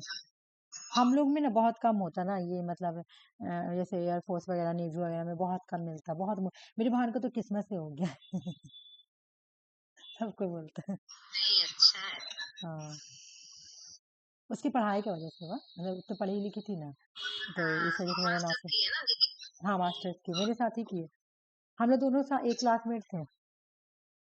मेरी अम्मी मुझे कहा की थी, मैं पढ़ने में ठीक थी ना, तो मेरी अम्मी मुझे कहा कि 2 साल मुझे जंप करवाई थी उसको साथ करवाने के लिए, कि लोग दोनों एक ही क्लास में पढ़ेंगे। तो मुझको 2 साल जंप करवा दी थी, और उसको साथ करवा दी थी मेरे बहन का। तो फिर हम लोग साथ ही पढ़ने लगे थे। और मैं बहुत वीक भी हो गई थी, मतलब डायरेक्टली तुम सोच रही हो 2 साल नहीं पढ़ना और उसके बाद 2 साल का जंप कर देना, तो बहुत मैं वीक हो गई थी बीच में। फिर उसके बाद पढ़ते पढ़ते पढ़ते फिर मेंटेन की। चलो स्टार्ट करते हैं, ये लास्ट ही था। तो फिर बोला डिवीजन ऑफ वर्क, बोला कि इतने से है, अल्लाह, बोला अब भी नहीं ला देंगे, अब भी नहीं ला देंगे, मत बोल बाबा, गुस्सा करने लगेंगे, छोड़ दे। ठीक है, डिवीजन ऑफ वर्क, यहाँ पे क्या बोला कि यहाँ पे काम बटा हुआ रहता है, ब्यूरोक्रेसी में काम बटा हुआ रहता है। मैक्स बेबर बोल रहे हैं, रिकॉर्डेड रिटेन डॉक्यूमेंट्स, हर डॉक्यूमेंट्स का रिकॉर्ड तुमको मिलेगा। जितने भी डिसीजन, जितने भी रूल्स, जितने भी एडमिनिस्ट्रेटिव एक्ट लिए जाते हैं, सब तुम्हारा क्या होता है, डॉक्यूमेंट्स में रिकॉर्ड मिलेगा। Skill based qualification and promotion, यहाँ पे तुमको प्रमोशन मिले या क्वालिफिकेशन के, यहाँ पे प्रमोशन कब मिलेगा, क्वालिफिकेशन के बेस पे। यहाँ पे डिसिप्लिन फॉलो होता है, आईएएस ऑफिसर वाले लोग को सुनी होगी, एकदम डिसिप्लिन फॉलो करना ही पड़ेगा। अभी अभी मेरी ना एक मतलब कजन है, तो उनका ना हस्बैंड डेट कर गया है दिल्ली में। तो उनको जो फ्लैट मिला था, तो वो थे, ये मैं बता रही हूँ जो, कौन सा ऑफ नहीं, इनकम टैक्स ऑफिसर नहीं हुआ था, एडी, एडी क्या बोलता जो रेट मारता हाँ, है, हाँ, एडी। बाप रे, बहुत बड़ा हाँ, पोस्ट है। तो वो सुनो ना, तो उनका क्या हुआ, तो उनको जो बिल्डिंग मिला हुआ था ना, इतना खूबसूरत सुषमा, मैं क्या बताऊं है। और वो इतनी, मतलब उनका रिश्ता लग रहा था ना, तो उनका कहीं लड़का नहीं मिल रहा था। सब लड़का लोग इनकार क्या कर देता था, बोल के नहीं, लड़की चश्मा लगाती है, देखने में भी अच्छी नहीं थी। लेकिन उनके पापा जो थे ना, मेरे अंकल, तो वो बैंक में मैनेजर थे, तो उनकी एक ही बेटी थी, तो वो बोले मेरा जीत है कि मैं अपनी बेटी का नौकरी वाले से ही शादी करूंगी। ठीक है, तो अब उनका रिश्ता ढूंढा रहा था, तो उनका शादी ढूंढते ढूंढते उनका रिश्ता लगा वही एडी से। अब वो दिल्ली में है एडी, सोच लो, यहाँ पे नहीं, इनकम टैक्स ऑफिसर। तो क्या हुआ कि एक बार वो एक जगह छापा मारे, तो छापा मारे ना, ये बात तुम्हारा 2018 का, 18 के 21 नहीं, शादी उनका 18 में, 21 और 22 का बात है। 21 और 22 में ना, वो एक जगह इनका रेट डाले ईडी का, तो बस छोटा छोटा जगह तो दिलाता नहीं है, तो वो कहीं माफिया के पास जाके रेट डाले थे। बस वो क्या किया, उनको बदला लेने के लिए गोली मारा, गोली मार दिया उसी टाइम। तो जब उनको गोली लगा, तो एकदम बड़ा बड़ा अस्पताल वगैरह में उनको ले गया गया, एक बेटा और एक बेटी है, ले जाया गया, तो उनका पूरा ट्रीटमेंट वगैरह हुआ। अब वो गोली उनके अंदर पेट में रह गया, अब रह गया ना, वो कैंसर बन गया। अब पता है अभी, मतलब तुम्हारा 1 वीक पहले वो डेट कर गया। मतलब हम लोग सुने थे, हम डेट कर गया, सोच लो। अब उनके बीबी को वो जॉब मिलेगा। तो उनका घर हम देखे थे, वो वीडियो में दिखा रहे थे, बाप रे बाप, बहुत बड़ा पूरा सोसाइटी, पूरा बिल्डिंग और बीच में कैंपस, पूरा बहुत अच्छा था, बहुत खूबसूरत। तो वो तो उनको मिला था वो वाला, और बहुत खूबसूरत लग रहा था, मतलब वो गवर्नमेंट की तरफ से मिला था। तो उन लोगों को पास पावर होता है, मिलिट्री लोग के पास पावर नहीं होता। तो वो बेचारे वैसे ही चले गए। उनको जो गोली मारा ना, न्यूज में भी दिया था, जब गोली मारा था ना तो उनका न्यूज में भी दिखा रहा था, ठीक है। हाँ, कि वो तो वही जो माफिया फेलो रहता है ना, तो वही लोग मार दिया। अब मारा तो गोली निकला नहीं निकला, तो बस वहां पे कैंसर हो गया, मतलब दाग रह गया था थोड़ा बहुत, उसी से कैंसर हो गया, डेट कर गया एकदम यंग। एक बेटा एक बेटी, सोचो ना। शादी कब हुआ था? 2017 में तो उनका लड़का ढूंढा रहा था, लड़का ही नहीं मिल रहा था। 2018 में लेके शादी हुआ था, याद नहीं आ रहा, मतलब ऐसे ही लगभग शादी हुआ था, फिर फौरन गोली मार दिया था। तो बेचारी एकदम बेवा हो गई। तब उनको जॉब मिलेगा, उनका हस्बैंड का मतलब। कम एज में। मैं सोची थी जिस दिन मतलब आया था, मैं तुम लोगों को बताऊंगी, मेरे माइंड से निकल गया था। मेरी अम्मी तो पूरा सदमा में थी कि इतना कम सुफिया पे में बोलते थे। और देखने में पता दम अच्छा नहीं लगती था, पता जब वो अपने हस्बैंड का फोटो में भेजती थी या स्टेटस पे लगाती थी, तो पता दो दो को बॉडीगार्ड, दो इधर बॉडीगार्ड, उनको बॉडीगार्ड भी मिला था। मिलता है ना एडी लोग को बॉडीगार्ड। हाँ, दम कमीज में, आपके पास। चलो कंट्रोल, हाँ अब देखो यहाँ पे क्या बोल रहा हूँ कि कंट्रोल ओवर ब्यूरोक्रेसी, खत्म ही हो गया ये public administration topic. In order to prevent misuse of power of bureaucracy. अब ब्यूरोक्रेसी के ऊपर ना कंट्रोल भी किया जाएगा, अगर कंट्रोल नहीं करेंगे ना तो ब्यूरोक्रेसी जो है ना वो डिक्टेटर बन जाएगा, अपने पावर को मिस यूज करेगा। तो बेबर सजेस्ट करते हैं भाई कि कुछ मैकेनिज्म होने चाहिए, कॉलेजिबल, सुनो, कॉलेजिबिलिटी होनी चाहिए, मतलब क्या मतलब मिल कर हम लोग बनाते हैं ना मोबाइल में एक ऐसा तरह का, क्या हाँ कोलाज, तो वहाँ पे वही बोला, कोलाजिबिलिटी होनी चाहिए, सेपरेशन ऑफ पावर होनी चाहिए, हर काम को बांट देना चाहिए, एमेच्योर एडमिनिस्ट्रेशन होना चाहिए, बिल्कुल मैच्योर नहीं होना चाहिए, डायरेक्ट डेमोक्रेसी होनी चाहिए, रिप्रेजेंटेशन होना चाहिए। बेबर कंसिडर करते हैं कि रिप्रेजेंटेशन जो है ना, रिप्रेजेंटेशन बेस्ट है ब्यूरोक्रेसी को चेक करने के लिए। डेमोक्रेसी तो डायरेक्ट होगा, लेकिन रिप्रेजेंटेशन भी होगा, क्यों?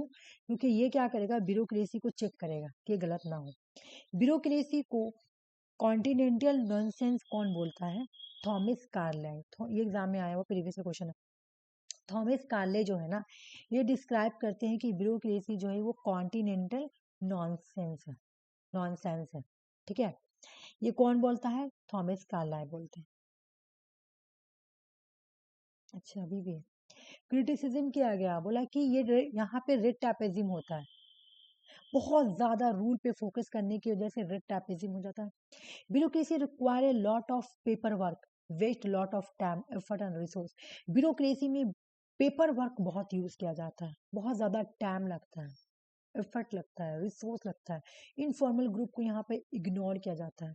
रॉबर्ट पेस्टिट्यूस जो है ना, वो बिलीव करते हैं कि ये जो मॉडल है ना, ये सुटेबल नहीं है डेवलपिंग नेशंस के लिए। एमपी का पीवीआईक्यू, एमपीपीएससी का क्वेश्चन है ये वाला।